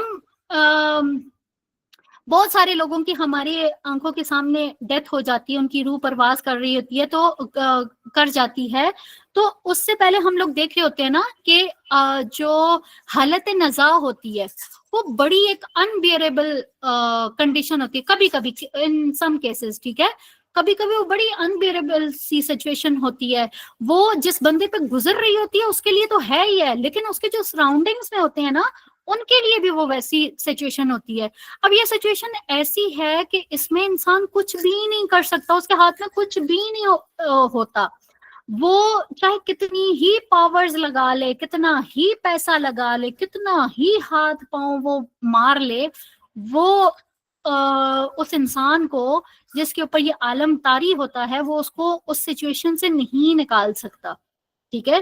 تو کتنی خوبصورت اگزامپل اللہ تعالیٰ نے دی ہے منافق کی، دیکھیں کتنی خوبصورت، تو خیر اپروپریٹ نہیں لگ رہا ورڈ، لیکن دیکھیں کتنی ایک کلیئر اگزامپل ہے کہ اللہ تعالیٰ نے کس طرح سے جو ہے وہ اس چیز کو سمجھایا ہے۔ مطلب ایک سائیکالوجی اللہ تعالیٰ نے سمجھائی ہے نا منافق کی، کہ جب بھی اس کے اوپر خوف کا کوئی عالم ہوتا ہے، ابھی خوف کا اللہ تعالیٰ نے کیوں ذکر کیا کہ ظاہر خوف کا عالم تھا، کہ جب آپ دیکھ رہے ہیں کہ 3000 کا آپ کا لشکر ہے اور اتنے 10,000 کے جو قریب لوگ جو ہیں وہ آپ کے اوپر لشکر کشی کے لیے آئے ہوئے ہیں، تو خود ہی ہم امیجن کر سکتے ہیں کہ کس طرح کا عالم ہوگا۔ تو جب خوف کا عالم ہے تو اس میں ان کے اوپر بے ہوشیاں طاری ہو رہی ہیں، ٹھیک ہے۔ تو یہاں پہ اللہ تعالیٰ نے مثال کے ذریعے سمجھایا ہے کہ وہ بے ہوشیاں کیسی ہیں، جب کسی کے اوپر موت آ جاتی ہے تو اس کی جو کنڈیشن ہوتی ہے سیم ایسی منافق کی کنڈیشن ہے کہ اس کو نا موت نظر آ رہی ہے۔ اور پھر آگے دیکھیں، فَإِذَا ذَهَبَ الْخَوْفُ، اور پھر جب خوف چلا جاتا ہے، سَلَكُوكُمْ بِأَلْسِنَةِ حِدَادٍ، اب یہ دیکھیں سَلَكُوكُمْ، یہ سب تکلیف دیں گے تمہیں، بِأَلْسِنَةٍ، السنہ جو ہے یہ لسان کی جمع ہے، ٹھیک ہے، حداد کہتے ہیں حد کو، حداد، ٹھیک ہے، حد، یہ حداد جو ہے اسی سے حدید بھی نکلا ہے، حدید لوہے کو کہتے ہیں، اور حداد مطلب یہ لوہے کی جو یہ سمجھیں اس کا جو کنارہ ہوتا ہے نا، جو اس کا ایج ہوتا ہے، ٹھیک ہے، یہ اس کو کہتے ہیں۔ اب یہاں پہ دیکھیں کہ اس کو سمجھیں کہ اللہ تعالیٰ نے اب اگین کس کے ساتھ تشبیہ دی ہے، ان لوگوں کو خوف کے عالم میں اللہ تعالیٰ نے کس طرح سے اگزامپل کے ذریعے سمجھایا. اب یہاں پہ دیکھیں جب خوف نہیں ہے تو پھر ان کی کیا سچویشن ہوتی ہے کہ اتنی کوئی چرب زبانوں سے وہ رسول، اب یہ سلاکوکم کا کیا مطلب ہے، وہ تکلیف دیتے ہیں تمہیں، یعنی کہ رسول اللہ صلی اللہ علیہ وسلم کو وہ اپنی تیز زبانوں کے ذریعے، اپنی کینچی کی طرح چلتی ہوئی زبانوں کے ذریعے سے وہ رسول اللہ صلی اللہ علیہ وسلم کو وہ ایذا پہنچاتے ہیں. ٹھیک ہے، ان کی زبان جب خوف نکل جاتا ہے، ابھی تو خوف ہے بولتی بند ہے، ٹھیک ہے، جب خوف ختم ہو جائے گا، جب ریلیکس ماحول ہوگا تو تب ان کی زبانیں جو ہیں وہ کینچی کی طرح تیز تیز چل رہی ہوں گی. ٹھیک ہے، تو یہ الگ ایک خاصیت جو ہے وہ ہمیں منافق کی نظر آتی ہے. اب یہاں پہ ایک بات نوٹ کرنے والی ہے کہ ہم منافق منافق منافق مطلب ساری یہ باتیں پڑھ رہے ہیں، تو منافق کے بارے میں ہم نے دیکھا کہ وہ ہم نے جیسے وہ اس میں ایک حدیث سے بھی ملتا ہے نا کہ جب وہ بات کرتا ہے تو جھوٹ بولتا ہے، جب وہ لڑتا ہے تو گالیوں پہ اتر آتا ہے. ٹھیک ہے، تو بہت ساری ہم نے خاصیت جو ہے وہ خصلتیں ہم نے منافقوں کی دیکھ. یہاں پہ اگر ہم کمپیریزن کریں تو کیا ایسا تو نہیں تھا نا کہ جو صحابہ تھے، جو ریئل مومن تھے، ان میں کبھی تلخ کلامی نہیں ہوئی ہوگی. ٹھیک ہے، اور پھر یہاں پہ ہم اس بات کو اس طرح سے سمجھ سکتے ہیں کہ دیکھیں ہمیں منافقین کے بارے میں کس طرح سے اللہ تعالیٰ نے، اب یہاں پہ اگر دیکھ لیں، اس کے علاوہ بھی ہم قرآن کریم میں ایگزامپلس دیکھتے ہیں جہاں پہ منافقین کا ایون پوری ایک سورہ ہے، سورہ منافقون، منافقین کے اوپر. ٹھیک ہے، تو جگہ جگہ قرآن کریم میں ہمیں منافقین کا ذکر نظر آتا ہے، لیکن کہیں پہ بھی آپ دیکھیں گے کہ ہمیں ایک سنگل ورڈ بھی، ٹھیک ہے، صحابہ کے بارے میں نظر نہیں آئے گا کہ کہیں پہ ہمیں یہ پتا چلے کہ کہیں صحابہ کا لڑائی جھگڑا ہو گیا اور انہوں نے آپس میں ایسی ورڈنگ یوز کی، کہیں پہ ان کو تنبیہ کی. اب یہاں پہ دیکھیں اوپر ایک آیت میں ہم نے دیکھا کہ ہمیں ڈانٹ والا انداز اللہ تعالیٰ کا نظر آ رہا تھا. ٹھیک ہے، تو تلخ کلامی صحابہ میں بھی ہوتی تھی. ٹھیک ہے، لیکن کبھی بھی کہیں سے بھی ہمیں ان کی طرف سے کوئی بھی ایسی ورڈنگز نہیں ملتی ہیں کہ کہیں پہ بھی انہوں نے ایسی زبان استعمال کی ہو جس کو پوائنٹ آؤٹ کرنے کی ضرورت ہو. ٹھیک ہے، تو یہ صرف اور صرف منافقین کا ہی خاصہ تھا.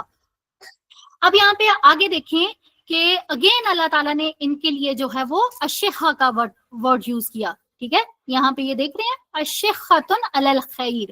اب یہاں پہ اللہ تعالیٰ نے کہا کہ یہ لوگ حریص اور بخیل ہیں. ٹھیک ہے، یہاں پہ یہ دونوں اسٹیٹمنٹس آپ کو ٹرانسلیشن میں نظر آ رہی ہیں. اب حریص اور بخیل یہ دونوں جو اسٹیٹمنٹس ہیں یہ ایٹ اے ٹائم تو نہیں ہوتی ہیں نا، تو یہ الگ الگ سچویشنز میں یہ والی جو خاصیت ہے نا وہ نکل کے سامنے آتی ہے. اب یہاں پہ دیکھیں کہ اشخۃ علی الخیر، مال کے بارے میں وہ حریص ہیں، یعنی کہ جب مال لینے کی بات آئے گی نا تو ان کے اندر حرص، تما ان کے اندر آ جاتی ہے کہ بھائی زیادہ سے زیادہ مال بٹورنے کی جو ہے وہ کوشش کرتے ہیں. لیکن اس کے برعکس اگر تو جب ان کو مال لگانا پڑ جائے نا تو پھر یہی اشخہ جو ہے نا یہ بخیل کے زمرے میں چلا جاتا ہے کہ مال لینے کی باری آئی تو پھر تو وہ حریص ہو گئے، اور جب مال دینے کی باری آئی تو پھر وہ بخیل ہو گئے، وہ بخل سے کام لینے لگے. اور ایسے ہی لوگوں کے بارے میں اللہ تعالیٰ نے کیا کہا، اولئک لم یؤمنوا، یہ لوگ ہیں کہ وہ ایمان نہیں لائے، فَأَحْبَطَ اللَّهُ أَعْمَالَهُمْ، تو اللہ نے ان کے اعمال ضائع کر دیے. چاہے کوئی نیکی تھی، کوئی بھی کسی قسم کا کوئی بھی ایسا کام کیا ہو کہ جو کہ اجر کا باعث بنا ہو، نیکی کا باعث بنا ہو، لیکن اللہ تعالیٰ نے کیا کہا، احبط اللہ، اللہ نے ضائع کر دیا. وَكَانَ ذَلِكَ عَلَى اللَّهِ يَسِيرًا، اور یہ اللہ تعالیٰ کے اوپر بہت ہی آسان ہے. کسی کے پہاڑوں جیسی نیکیاں، وہ ہمیں ایک حدیث بھی ملتی ہے نا کہ قیامت کے دن ایک شخص پہاڑوں جیسی نیکیاں لے کے آئے گا لیکن وہ راکھ کی مانند ہو جائیں گی. تو اللہ تعالیٰ کے لیے کوئی بھی بات مشکل نہیں ہے کہ اللہ چٹکیوں میں کسی کے اعمال جو ہیں وہ پہاڑوں کے برابر اعمال ہیں وہ ان کو ضائع کر دے، یا پھر اللہ تعالیٰ کسی کی کوئی بہت چھوٹی سی مائنر سی جس کو آپ نیکی سمجھتے بھی نہ ہونا، اس کو اللہ تعالیٰ سامنے رکھتے ہوئے اللہ تعالیٰ کسی بہت بڑے گناہگار کی بخشش کر دیں، تو اللہ تعالیٰ کے لیے یہ کام بالکل بھی مشکل نہیں ہے. آگے دیکھیں آیت نمبر 20 ہے ہمارے پاس. يحسبون الأحزاب لم يذهبوا وإن يأتي الأحزاب يودوا لو أنهم بادون في الأعراب يسألون عن أنبائكم ولو كانوا فيكم ما قاتلوا إلا قليلا. وہ سمجھ رہے ہیں حملہ آور لشکر ابھی نہیں گئے، اگر حملہ آور پھر آ جائیں تو ان کا جی چاہتا ہے کہ اس موقع پر وہ صحراؤں میں بدوؤں کے درمیان میں جا کے وہ بیٹھ جائیں اور وہیں سے وہ تمہارے حالات کے بارے میں پوچھتے رہیں. اگر یہ تمہارے درمیان رہیں بھی تو لڑائی میں مشکل ہی سے حصہ لیں گے. اب یہاں پہ دیکھیں اللہ تعالیٰ کیا کہہ رہے ہیں. یہ اللہ تعالیٰ نا ایک طرح سے تسلی دے رہی ہے مومنین کو. ٹھیک ہے، جیسے ہم نے دیکھا تھا نا کہ بہت سارے لوگ جو تھے انہوں نے عہد شکنی کر لی تھی، وہ لوگ جانا چاہ رہے تھے. اب رسول اللہ صلی اللہ علیہ وسلم سے اگر کوئی اجازت مانگے گا تو وہ زبردستی تو اس کو نہیں کہیں گے نا کہ نہیں نہیں تم ادھر بیٹھو، ابھی جنگ کی ضرورت ہے، تم نہ جاؤ. تو رسول اللہ صلی اللہ علیہ وسلم کی اتنے حلیم الطبع تھے کہ آ کے ریزن اگر کوئی دیتا تھا تو وہ بھیج دیتے تھے. وہ یہ نہیں سوچتے تھے کہ اس کے جانے کی وجہ سے ہمیں کیا فیس کرنا پڑے گا، کہتے تھے ٹھیک ہے جاؤ. لیکن یہاں پہ اب اس سچویشن میں جو باقی مومنین تھے ان کی کیا کنڈیشن تھی اس کو اللہ تعالیٰ بیان کر رہے ہیں کہ اب یہ جو منافقین ہے نا، یحسبونا، یہ گمان کر رہے ہیں. ٹھیک ہے، یہ خاصبہ یحسبو سے ہے. ٹھیک ہے، تو وہ سب گمان کرتے ہیں الاحزاب لشکروں کو، لم یذهبوا، کہ وہ ابھی نہیں گئے ہیں. اب پیچھے ہم نے دیکھا تھا نا کہ لشکر جو تھے وہ اللہ تعالیٰ کی مدد آئی تھی، وہ لوگ چلے گئے تھے راتوں رات، وہ بھاگ گئے تھے. ٹھیک ہے، تو اب یہ یہاں پہ اللہ تعالیٰ بتا رہے ہیں کہ جو منافقین تھے ان کو اس بات کا یقین ہی نہیں ہو رہا تھا کہ اللہ تعالیٰ نے مومنین کی مدد کی ہے، کفار کے لشکر بھاگ گئے ہیں، بلکہ وہ تو ابھی بھی اسی گمان میں ہیں کہ لشکر کہیں نہ کہیں پہ موجود ہوں گے، وہ پھر سے آ جائیں گے، پھر سے حملہ کر دیں گے، وہ لوٹ آئیں گے. مطلب ان کے اندر یہ ہی چیزیں جو تھیں وہ رپیٹ ہو رہی تھیں. اب یہاں پہ دیکھیں اللہ تعالیٰ نے ان کی ایک اور جو ہے وہ خصلت بیان کی ہے کہ یہ لوگ کیا کہتے ہیں کہ یہ ان کی کیا خواہش ہے کہ یہ لوگ نا اگر لشکر دوبارہ آ جائیں تو یہ اتنے دور، کہیں دور صحراؤں میں چلے جائیں. یہ جو ہے نا بادونا، ٹھیک ہے، باد الباؤ، یہ صحرا اس کو کہتے ہیں. ٹھیک ہے، صحرا، بادونا صحرا میں رہنے والے. تو اب یہ جو ہے ان کی کیا خواہش ہوگی کہ یہ لوگ دیہاتوں میں چلے جائیں، یہ صحراؤں میں چلے جائیں اور وہاں سے پوچھ کے یہ لوگوں سے، وہاں پہ بیٹھ کے یہ لوگوں سے پوچھیں ہاں بھائی بتاؤ جنگ کا کیا حال ہوا، وہ دو مسلمان اور کفار کے آپس میں مشرکین کے اہل مکہ کی جنگ تھی، کیا ہوا ان کا، کون جیتا، کیا ہوا، کس کا زیادہ نقصان ہوا. مطلب ان کی یہ خواہش ہے کہ ہم لوگ دور سے بیٹھ کے ان کی خبریں لیتے رہیں. تو اللہ تعالیٰ نے جو ہے وہ مسلمانوں کو، جو مومنین تھے ان کو تسلی دی ہے کہ یہ اگر جا رہے ہیں نا تو ان کو جانے دو. اگر یہ تم لوگوں کے بیچ میں موجود ہوتے بھی، دیکھیں وَلَوْ كَانُوا فِيكُمْ، اگر یہ تم لوگوں کے بیچ میں ہوتے بھی، مَا قَاتَلُوا، تو وہ نہ لڑتے، الا قلیلا، مگر بہت تھوڑا. یہ اگر ہوتے بھی تو یہ بہت کم لڑتے. یہاں پہ ہمارا جو رکوع ہے وہ رکوع نمبر 2 وہ کمپلیٹ ہو جاتا ہے. یہاں سے آگے جو ہے وہ آیت نمبر 21 سے رکوع نمبر 3 سٹارٹ ہو رہا ہے. ٹھیک ہے، اب یہ جو رکوع نمبر 3 ہے اس میں ہم یہ دیکھتے ہیں آیت نمبر 21، لَقَدْ كَانَ لَكُمْ فِي رَسُولِ اللَّهِ أُسْوَةٌ حَسَنَةٌ لِمَنْ كَانَ يَرْجُو اللَّهَ وَالْيَوْمَ الْآخِرَ وَذَكَرَ اللَّهَ كَثِيرًا. حقیقت یہ ہے کہ تمہارے لیے اللہ کے رسول کی زندگی بہترین نمونہ ہے، بشرطے کہ وہ شخص اللہ اور یوم آخرت کے بارے میں امید رکھتا ہو اور اللہ کو کثرت سے یاد کرنے والا ہو. اب یہ جو دو کوالٹیز ہیں نا، ٹھیک ہے، ان کو آپ نے ان کو غور سے جو ہے وہ ہم نے سمجھنا ہے. اب یہاں پہ اللہ تعالیٰ کیا کہہ رہے ہیں کہ یہ جو ہمارا یہ جو تیسرا والا رکوع سٹارٹ ہو رہا ہے، ٹھیک ہے، اب یہاں پہ دیکھیں رکوع ہمارا اوپر اینڈ ہوا آیت نمبر 20 میں، ٹھیک ہے، لیکن یہاں پہ آپ دیکھ رہے ہیں کہ بات جو ہے وہ منافقین کی اور اس کا کوئی کنکلوژن نہیں نکلا. ٹھیک ہے، لیکن یہاں پہ جو ہے وہ ایک نئی بات جو ہے وہ شروع ہو گئی ہے. ٹھیک ہے، تو یہاں پہ سب سے پہلے ہمیں اس اسلوب کو سمجھنے کی ضرورت ہے کہ جب بھی بات کرتے کرتے کرتے بیچ میں سے کانٹیکسٹ چینج ہو جائے، ٹھیک ہے، بات کا رخ بدلا جائے، تو یہ بات سمجھنے کی ضرورت ہے کہ اگر بات کرتے کرتے بیچ میں کوئی بات الگ سے آئی ہے تو اس بات کی جو بیچ میں بات آئی ہے اس بات کی زیادہ امپورٹنس ہے ایز کمپیئر ٹو جو بات چل رہی تھی. ٹھیک ہے, یعنی کہ اب ہماری کون سی بات چل رہی تھی؟ منافقین کی بات چل رہی تھی نا. تو منافقین کی بات کو ابھی اس کا کنکلوژن نہیں نکلا ہے, ٹھیک ہے, لیکن بیچ میں یہ ایک نیا ٹاپک جو ہے وہ سٹارٹ ہو گیا ہے. اب اس نئے ٹاپک میں اللہ تعالیٰ نے کیا کہا ہے؟ مومنین کو مخاطب کیا ہے. ٹھیک ہے, اب یہاں سے آن ورڈز آپ دیکھیں گے کہ ڈائریکٹ اللہ تعالیٰ نے مومنین کے ساتھ مخاطبت کی ہوئی ہے. ٹھیک ہے, یہاں سے اب یہاں پہ دیکھیں کہ رسول اللہ صلی اللہ علیہ وسلم جو ہے وہ ان کے لیے اللہ تعالیٰ نے کیا کہا کہ لکم تمہارے لیے رسول اللہ اسوۃ حسنہ, تمہارے لیے اللہ کے رسول میں بہترین نمونہ ہے. اب یہ مومنین کو اللہ تعالیٰ مخاطب کر کے یہ بات کہہ رہے ہیں. ٹھیک ہے, کہ جو اللہ کا رسول تمہارے اندر موجود ہے, ہر معاملے میں تمہیں ان کی طرف دیکھنا ہے. ان کا کیا ایٹیٹیوڈ ہے ان کی طرف دیکھو. کتنے ہی شدید حالات ہوتے ہیں پر وہ کمزور نہیں پڑتے ہیں. یہاں پہ صحابہ کو تلقین کی گئی ہے کہ تم لوگ جو ہے وہ کسی کی طرف بھی نہ دیکھو سوائے اپنے رسول کے. اب یہاں پہ دیکھیں کہ یہاں پہ اللہ تعالیٰ بتاتے ہیں کہ اب اگر اس سے پہلے اگر ہم دیکھیں, جیسے ہم نے پہلی جنگ کی بات کی, پھر پہلی جنگ کے بعد جو دوسری جنگ ہوئی تھی جنگ احد, اگر اس کو ہم یاد کریں نا تو جیتی ہوئی جنگ تھی جو کہ مسلمان ہار گئے تھے اپنی ایک غلطی کی وجہ سے. ٹھیک ہے, تو اور وہ غلطی کیا تھی؟ انہوں نے اپنے رسول کی اتباع نہیں کی تھی. ٹھیک ہے, رسول اللہ اس کو انشاءاللہ کبھی موقع ملا, اللہ تعالیٰ نے دیا جنگ احد کو, تو اس کو بھی ڈیٹیل سے پڑھیں گے. لیکن یہاں پہ صرف اتنا دیکھ لیں کہ جنگ احد میں رسول اللہ صلی اللہ علیہ وسلم کو کتنی چوٹیں آئی تھی, کتنی تکلیفیں, ایون آپ کے دانت مبارک بھی جو تھے وہ شہید ہو گئے تھے, کیسی سچویشن ہو گئی تھی.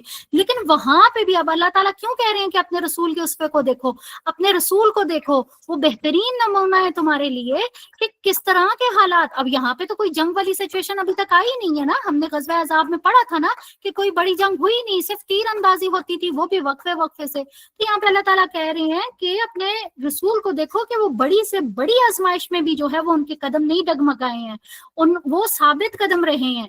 ٹھیک ہے, تو یہاں پہ اللہ تعالیٰ نے کیا کہا کہ دیکھو ان کا طرز عمل کیا ہے کہ وہ مشکل وقت میں بھی تمہارے ساتھ کھڑے ہیں. ایون ہم نے جنگ خندق کو کھودنے کے بارے میں دیکھا تھا کہ رسول اللہ صلی اللہ علیہ وسلم خود جو تھے وہ خندق کھود رہے تھے, اور پھر ہم نے یہ بھی دیکھا تھا کہ ان کے پیٹ کے اوپر بھوک کی وجہ سے پتھر بندھے ہوئے تھے, تو پھر بھی انہوں نے استقامت کا مظاہرہ کیا تھا. تو یہاں پہ اللہ تعالیٰ کیا کہہ رہے ہیں کہ مومنین کو مخاطب کر کے کہہ رہی ہیں کہ تمہارے لیے تمہارا رسول بہترین نمونہ ہے. ٹھیک ہے, ہم یہ دیکھتے ہیں کہ رسول اللہ صلی اللہ علیہ وسلم کا جو توکل ہے, جو ان کی شجاعت ہے, وہ مومنین کے لیے نمونہ ہے. ٹھیک ہے, ہر معاملے میں انہیں ان کے اوپر توکل کرنا ہے. جس طرح سے رسول اللہ صلی اللہ علیہ وسلم کا اللہ تعالیٰ کے اوپر توکل تھا, سیم انہوں نے اسی طرح سے اپنے صحابہ کی بھی جو ہے وہ انہوں نے ٹریننگ کی تھی. اب یہاں پہ دیکھیں, ہم نے پچھلے لیکچر میں دیکھا تھا نا کہ رسول اللہ صلی اللہ علیہ وسلم نے وہ پتھروں کی چمک کے اندر اپنے صحابہ کو انقلاب کی وسعتیں دکھائی تھیں, اور جو صحابہ تھے, جو ریئل صحابہ تھے, انہوں نے اس کے اوپر یقین بھی کیا تھا. جب انہوں نے کہا تھا نا کہ آپ کو رومن اور ایران اور یہ سارے امپائرز ان کی فتح آپ کو نصیب ہوگی, تو وہ جو صحابہ تھے ان کے دلوں کے اندر یقین اور امید کی لہریں پھوٹی تھی. ٹھیک ہے, تو یہاں پہ بتایا جا رہا ہے کہ رسول اللہ صلی اللہ علیہ وسلم کی ذات میں, آپ کے اقوال میں, آپ کے افعال میں, آپ کے حالات میں سب لوگوں کے لیے نمونہ ہے. اب یہاں پہ مخاطبت صرف مومنین کے ساتھ نہیں ہے, یہ مخاطبت میرے ساتھ بھی ہے, یہ مخاطبت آپ کے ساتھ بھی ہے, یہ قیامت تک آنے والے ہر مسلمان کے لیے ہے کہ ہمارے لیے ہمارا جو بہترین نمونہ ہے نا وہ ہمارے رسول ہیں, ہمارے وہ نبی ہیں کہ جن کی طرف جس طرح کے بھی حالات ہیں نا, ہمیں ہر سچویشن میں اپنے نبی کی طرف دیکھنا ہے کہ ان کا کیا رد عمل تھا, ان کا کیا ایٹیٹیوڈ تھا.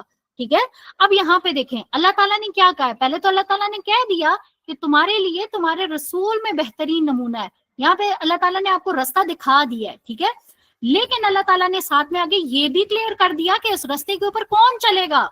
ٹھیک ہے, وہ جو کہ اللہ اور اس کے جو آخرت ہے، ٹھیک ہے، اللہ اور یوم آخرت کے اوپر ایمان رکھتا ہوگا، ٹھیک ہے، وہ اس کے لیے رسول اسوہ ہے، اور وہ جو کہ اللہ تعالیٰ کو کثرت سے یاد کرتا ہوگا اس کے لیے رسول اسوہ ہیں، ٹھیک ہے۔ یہاں پہ اللہ تعالیٰ نے ہمیں دونوں باتیں جو ہے وہ کلیئر کر کے بتا دی ہیں کہ رسول کا اسوہ کون اختیار کرے گا، وہ جو کہ اللہ اور یوم آخرت پر ایمان رکھتا ہوگا اور اللہ تعالیٰ کو کثرت سے یاد کرتا ہوگا۔ سورہ نور کی آیت نمبر 54 ہے، قُلْ اطیعوا اللہ واطیعوا الرسول، انہیں فرمائیں کہ اللہ کے مطیع بنو اور اس کے رسول کے تابع فرمان بن کر رہو۔ اب یہاں پہ دیکھیں اللہ تعالیٰ نے کہا فَإِن تَوَلَّوْا، اگر تو تم منہ پھیرو گے تو سمجھ لو کہ جس رسول رسول پر جس فرض کا بوجھ ڈالا گیا ہے نا، وہ اسی کا ذمہ دار ہے، اور تم پر جس فرض کا بوجھ ڈالا گیا ہے تم اس کے ذمہ دار ہو، اس کی اطاعت کرو گے تو ہدایت پاؤ گے۔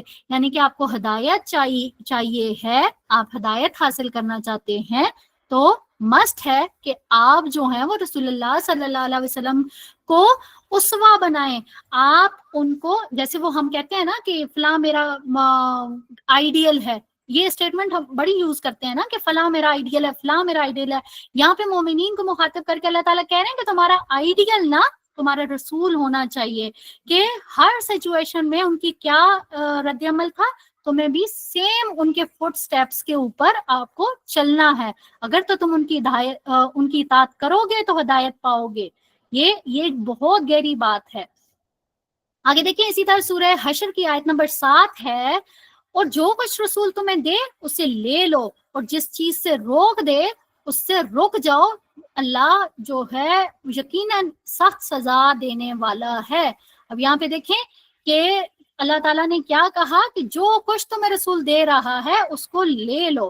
اب یہاں پہ اگر ہم صحابہ کی اطاعت کو اگر دیکھنا چاہیں تو ایک حدیث ہمیں ملتی ہے، صحیح بخاری کی حدیث ہے 5866۔ اب اس میں دیکھیں کہ رسول اللہ صلی اللہ علیہ وسلم نے نا ایک دفعہ انگوٹھی بنائی تھی سونے کی، تو جو لوگ رسول اللہ صلی اللہ علیہ وسلم کے سے محبت کرتے تھے نا، وہ ان کے پیچھے پیچھے چلتے ہوتے تھے، وہ ان کے فٹ سٹیپس کو فالو کرتے تھے، ٹھیک ہے۔ تو جیسے ہی رسول اللہ صلی اللہ علیہ وسلم نے ایک انگوٹھی بنوائی، آپ نے پہنی، تو صحابہ جو تھے انہوں نے بھی سونے کی انگوٹھیاں بنوا لی، ٹھیک ہے۔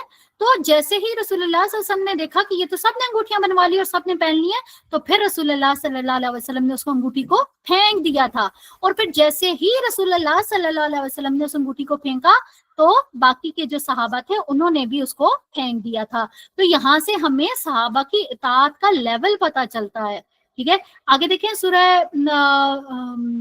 آیت نمبر 22 ہے، وَلَمَّا رَأَى الْمُؤْمِنُونَ الْأَحْزَابَ۔ اب یہاں پہ دیکھیں جیسے پہلے میں نے آپ کو کہا تھا نا کہ یہ جو آیات ہے نا یہ ساری مومنین کے ساتھ مخاطبت ہے۔ اب یہاں پہ دیکھیں کہ وَلَمَّا رَأَى الْمُؤْمِنُونَ، اور جب دیکھا ایمان والوں نے احزاب لشکروں کو، اس سے پہلے ہم منافقین کے بارے میں بات پڑھ رہے تھے نا، اب یہاں پہ دیکھیں مومنین نے کیا کیا۔ اب جیسے ہی انہوں نے لشکروں کو دیکھا، قالو، انہوں نے کہا ھذا ما وعدنا اللہ، یہ وہی ہے جس کا وعدہ ہم سے کیا تھا اللہ نے، ورسولہ، اور اس کے رسول نے، وصدق اللہ ورسولہ، اور سچ کہا تھا اللہ اور اس کے رسول نے، وما زادہم الا ایمانا وتسلیما، اور اس چیز نے ان کے ایمان اور ان کی فرما برداری میں اضافہ کیا تھا، زیادہ اضافہ کیا تھا۔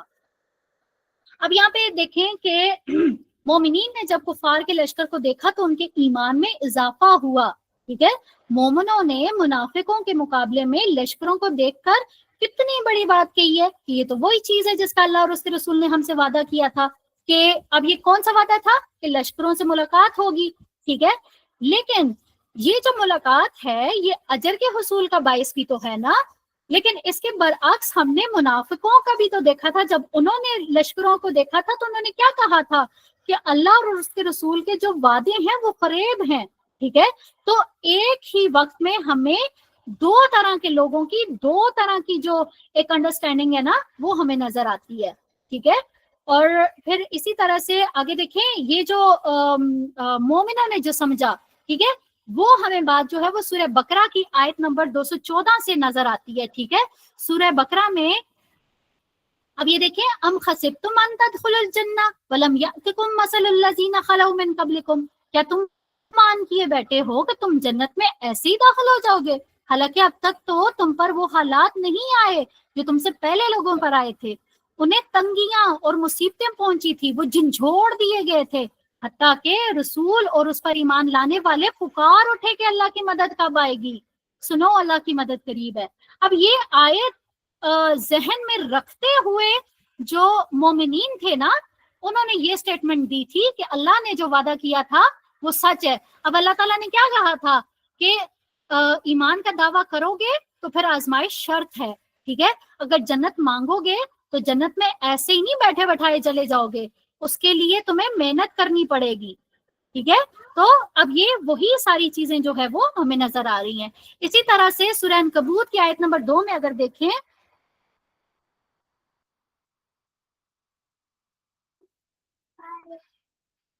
सूरह अनकबूत की आयत नंबर 2 में देखें, यहाँ पे क्या कहा जा रहा है, क्या लोगों ने ये समझ रखा है कि बस इतना कहने पर छोड़ दिए जाएंगे कि हम ईमान लाएं और उनको आजमाया नहीं जाएगा।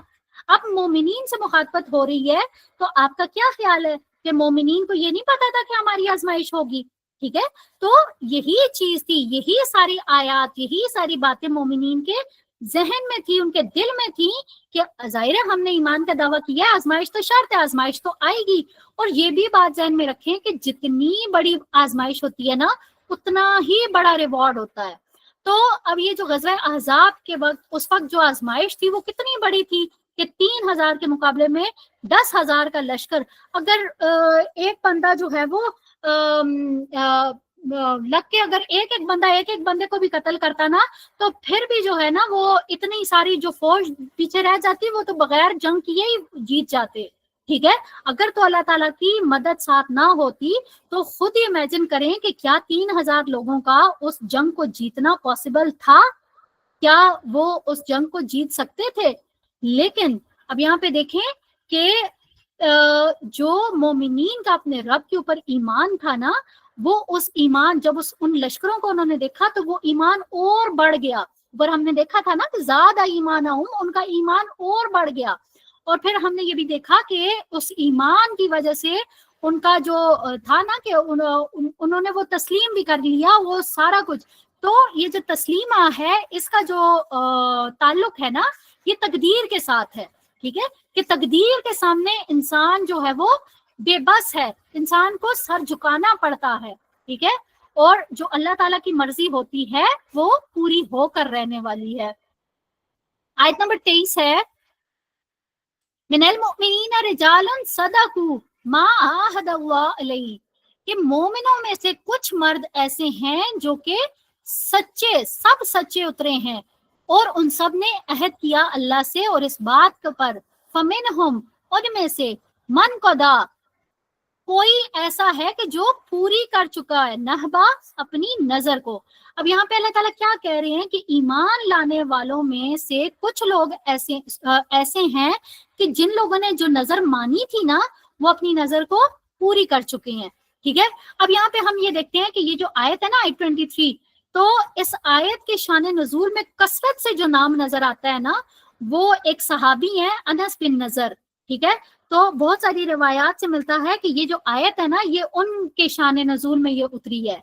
अब यहाँ पे देखें कि कितनी खुशकिस्मती है इनके लिए कि जहान से तो ये चले गए हैं, लेकिन अल्लाह ताला की वही में ये महफूज हो चुके हैं कि अल्लाह ताला ने कहा कि ऐसे मोमिन हैं जिन्होंने अपने किए हुए वादे को सच कर दिखाया, ठीक है। तो अब ये हम ये देखते हैं, अगर इसका थोड़ा सा बैकग्राउंड अगर हम देखें तो हमारा टाइम कंप्लीट हो गया, लेकिन मैं इसको थोड़ा सा शॉर्टली मैं आपको बता देती हूँ, आप फिर इस आयत को बहुत अच्छे से समझेंगे।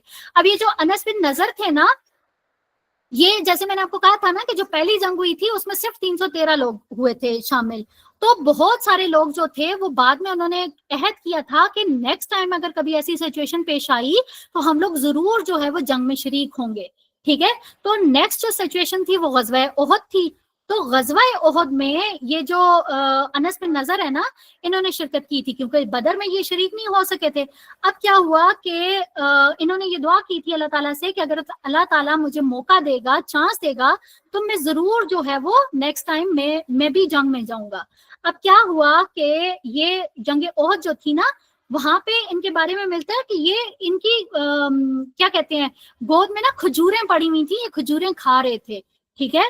تو یہ رسول اللہ صلی اللہ علیہ وسلم کے پاس آئے اور انہوں نے کہا رسول اللہ اگر میں مارا گیا تو کیا مجھے جنت ملے گی؟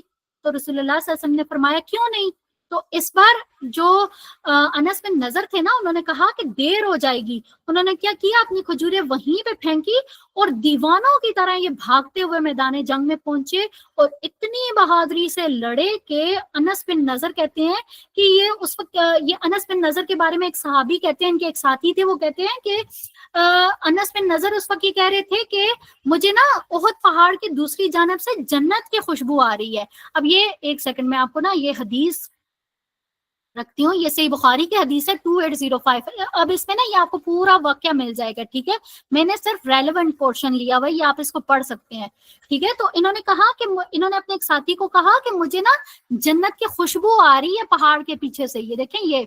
تو یہ جو تھے پھر انہوں نے جو تھا یہ اتنا بہادری سے لڑے، مطلب روایات سے ملتا ہے کہ ان کے جسم کے اوپر 80 کے قریب ان کے زخموں کے نشان تھے، اور پھر انہوں نے جام شہادت جو ہے وہ نوش کیا۔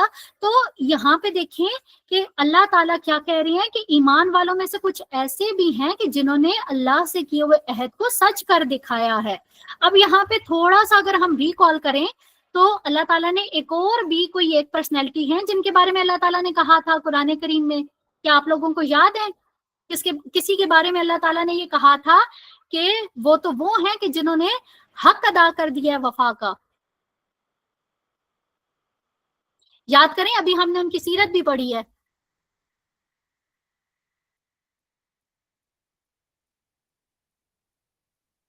جی، حضرت ابراہیم علیہ السلام، ماشاء اللہ ماشاء اللہ، ٹھیک ہے۔ تو قرآن کریم میں ہمیں نظر آتا ہے ابراہیم علیہ السلام کے بارے میں کہ اللہ تعالیٰ نے فرمایا کہ ابراہیم تو وہ ہے جس نے وفا کا حق ادا کر دیا۔ اور پھر اسی طرح سے انس بن نضر کے بارے میں دیکھیں، انس بن نضر ہی نہیں، مطلب اور بھی کچھ جیسے مصعب بن عمیر ہیں، اور بھی بہت سے صحابی ہیں کہ جن کے بارے میں ہمیں روایات سے پتہ چلتا ہے، ٹھیک ہے، جو کہ احد میں شہید ہوئے تھے۔ اب یہاں پہ دیکھیں اللہ تعالیٰ نے کیا کہا کہ مومنوں میں سے کچھ ایسے بھی ہیں کہ جنہوں نے اپنے اللہ سے کیے ہوئے عہد کو سچ کر دکھایا۔ تو یہ جو نظر پوری کرنے سے مراد کیا ہے کہ کچھ نے شہادت پائی اور کچھ اس انتظار میں ہیں، ٹھیک ہے، کہ وہ ان کی جو وہ ان کو شہادت مل جائے، ان کو شہادت نصیب ہو جائے، ٹھیک ہے۔ اوپر آیت میں ہم نے پڑھا نا کہ کچھ کی نظر تو پوری ہوگی اور کچھ اس انتظار میں ہے کہ وہ ان کا جو ہے وہ ان کی نظر پوری ہو۔ اور پھر ہم یہ بھی دیکھتے ہیں کہ یہاں پہ آیت میں کیا ہے کہ وما بدلوا تبدیلا، اور چاہے کیسی بھی سچویشن ہو، انہوں نے جو اللہ تعالیٰ کے ساتھ عہد کیا ہوا نا اس میں کوئی تبدیلی نہیں آئی ہے، ٹھیک ہے۔ تو یہ جنگ عذاب کا جو پورا سینیریو ہے نا، اس کو ذہن میں رکھتے ہوئے اگر ہم یہ دیکھیں تو ہمیں سمجھ آ جائے گی کہ چاہے کتنے ہی کٹھن حالات ہوں، جو سچے مومن ہوتے ہیں نا ان کے رویے میں یا ان کی جو نیت ہوتی ہے نا ان میں تبدیلی نہیں آتی ہے۔ آیت نمبر 24 ہے لیجزی اللہ الصادقین بصدقہم ویعذب المنافقین ان شاء او یتوب علیہم۔ لیجزیہ، تاکہ وہ بدلہ دے، کون؟ اللہ، صادقین بصدقہم، سب سچوں کو ان کی سچائی کا، وَيُعَذِّبُ الْمُنَافِقِينَ، اور منافقوں کو عذاب دے اگر وہ چاہے، انشاء اگر چاہے، او یتوبہ یا وہ رجوع کریں علیہم ان پر، یعنی کہ اگر وہ توبہ کریں تو وہ ان کی توبہ قبول کرے۔ ان اللہ کان غفور الرحیم، بے شک اللہ تعالیٰ بخشنے والا مہربان ہے۔ اب یہاں پہ دیکھیں اللہ تعالیٰ نے آزمائش میں کیوں ڈالا تھا؟ تاکہ جو انسان کے اندر جو ہے نا وہ باہر آ جائے۔ تو جس کے دل کے اندر سچ ہے تو وہ سچ پریکٹیکلی سامنے آ جائے گا، ٹھیک ہے۔ جو جان دینا چاہتا ہے اسے جان دینے کا موقع دیا گیا، جو اللہ تعالیٰ کی راہ میں مال لگانا چاہتا ہے اسے اللہ تعالیٰ موقع دیتا ہے، ٹھیک ہے۔ تو اسی لیے اللہ تعالیٰ نے کہا کہ سچوں کو ان کی سچائی کی جزا دے، دل کے اخلاص کو، سچائی کو تو صرف اور صرف رب جانتا ہے نا. تو اسی لیے اللہ تعالیٰ نے واضح کیا ہے کہ اگر اللہ یہ چاہتا ہے کہ اگر اللہ چاہے تو منافقوں کو سزا دے, چاہے تو ان کی توبہ قبول کر لے. اور یہ بھی ہو سکتا ہے کہ منافق سزا پا جائیں اور ایمان قبول نہ کر سکیں, اور جو نفاق کو چھوڑ کر سچے ایمان کے ساتھ توبہ قبول کرنا چاہتا ہے تو پھر اللہ تعالیٰ نے ان کے لیے تو ان کو اللہ تعالیٰ توبہ کا راستہ بھی دکھاتا ہے. اب یہاں پہ دیکھیں سورہ محمد کی آیت نمبر 31 ہے کہ ہم ضرور تمہیں آزمائش میں ڈالیں گے تاکہ تمہارے حالات کی جانچ کر سکیں اور دیکھ لیں گے تم میں سے کون مجاہد ثابت قدم رہتا ہے. اب یہاں پہ دیکھیں اللہ تعالیٰ انسان کی ثابت قدمی کو ٹیسٹ کرنے کے لیے بھی اللہ تعالیٰ جو ہے وہ آزمائش میں ڈالتے ہیں. اور پھر اس کے بعد دیکھیں اللہ تعالیٰ نے کیا کہا کہ ان اللہ کان غفور اور رحیمہ, کہ اللہ تعالیٰ جو ہے وہ غفور بھی ہے اور رحیم بھی ہے, یعنی اللہ تعالیٰ بخشنے والا رحم کرنے والا ہے. تو یہاں اللہ تعالیٰ کی دو صفات جو ہیں وہ ہمیں نظر آتی ہیں, غفور یعنی کہ اللہ تعالیٰ غلطیاں اور گناہوں کو معاف کر سکتا ہے کیونکہ وہ غفور ہے, اور اللہ تعالیٰ اپنی رحمت سے مومنوں کو دنیا اور آخرت کی کامیابیاں نصیب فرماتا ہے کیونکہ وہ رحیم ہے. آگے ہے آیت نمبر 25, وَرَدَّ اللَّهُ الَّذِينَ كَفَرُوا بِغَيْظِهِمْ لَمْ يَنَالُوا, اور اللہ نے کفار کا منہ پھیر دیا اور وہ کوئی فائدہ حاصل کیے بغیر اپنے دل میں جلن لیے ہوئے واپس پلٹ گئے, اور مومنوں کی طرف سے اللہ ہی لڑنے کے لیے کافی ہو گیا, اللہ زبردست بڑی قوت والا ہے. اب یہاں پہ اللہ تعالیٰ وہی والا سارا ماحول بتا رہے ہیں کہ جو کافر تھے وہ جس مقصد کے تحت آئے تھے وہ مقصد ان کا حاصل نہیں ہو سکا, اللہ تعالیٰ نے ان کو غصے کے ساتھ جو ہے وہ واپس پھیر دیا. ان کی جتنی پلاننگ تھیں وہ ساری کی ساری جو تھی وہ ناکام ہو گئی تھی, اور وہ ناکام اور نامراد ہو کر وہ واپس چلے گئے تھے. آگے دیکھیں آیت نمبر یہاں پہ دیکھیں, اس کو تھوڑا سا اور دیکھ لیتے ہیں. وَرَدَّ اللَّهُ, اور لوٹا دیا اللہ نے, الَّذِينَ, ان لوگوں کو جن لوگوں نے کفر کیا, بِغَيْظِهِمْ, ان کے غصے سمیت, لَمْ يَنَالُوا, انہوں نے نہیں حاصل کی.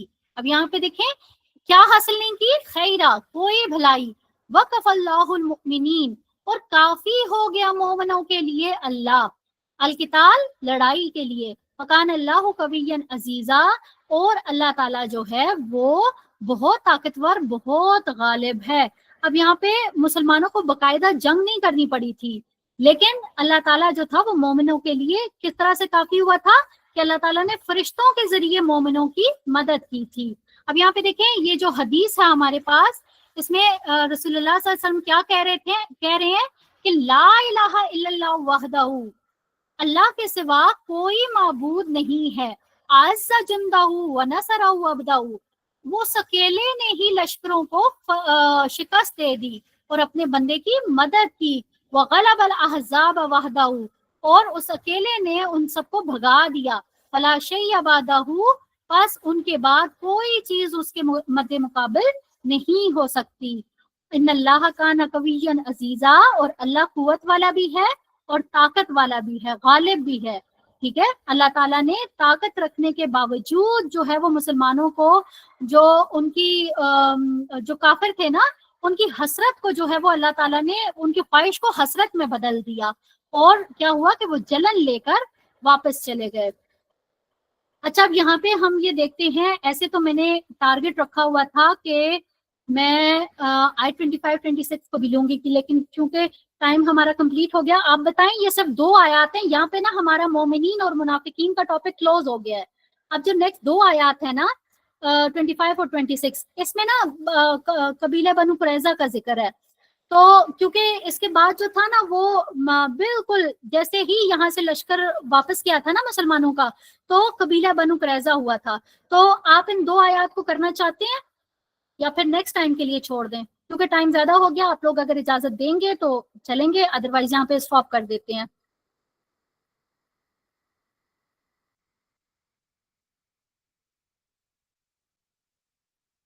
چلیں صحیح ہے, نیکسٹ ٹائم کر لیتے ہیں. ٹھیک ہے,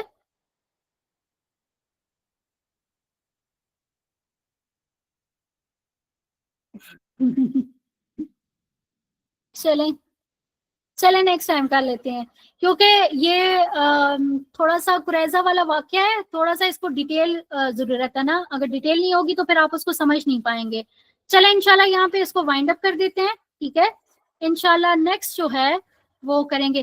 اچھا لیکچر تھوڑا تھا کم ہی تھا، لیکن ابھی آپ کو پتا ہے کہ بہت زیادہ گیپ آ رہا ہے نا، بیچ میں چھٹیاں آ رہی ہیں، تو اس لیے تھوڑا سا آج لینتھی ہو گیا. اور انشاءاللہ ٹائملی نیکسٹ جو ہے نا وہ ٹائملی ہی وائنڈ اپ ہوگا انشاءاللہ. چلیں جی، آپ کا زیادہ ٹائم لیا اس کے لیے معذرت.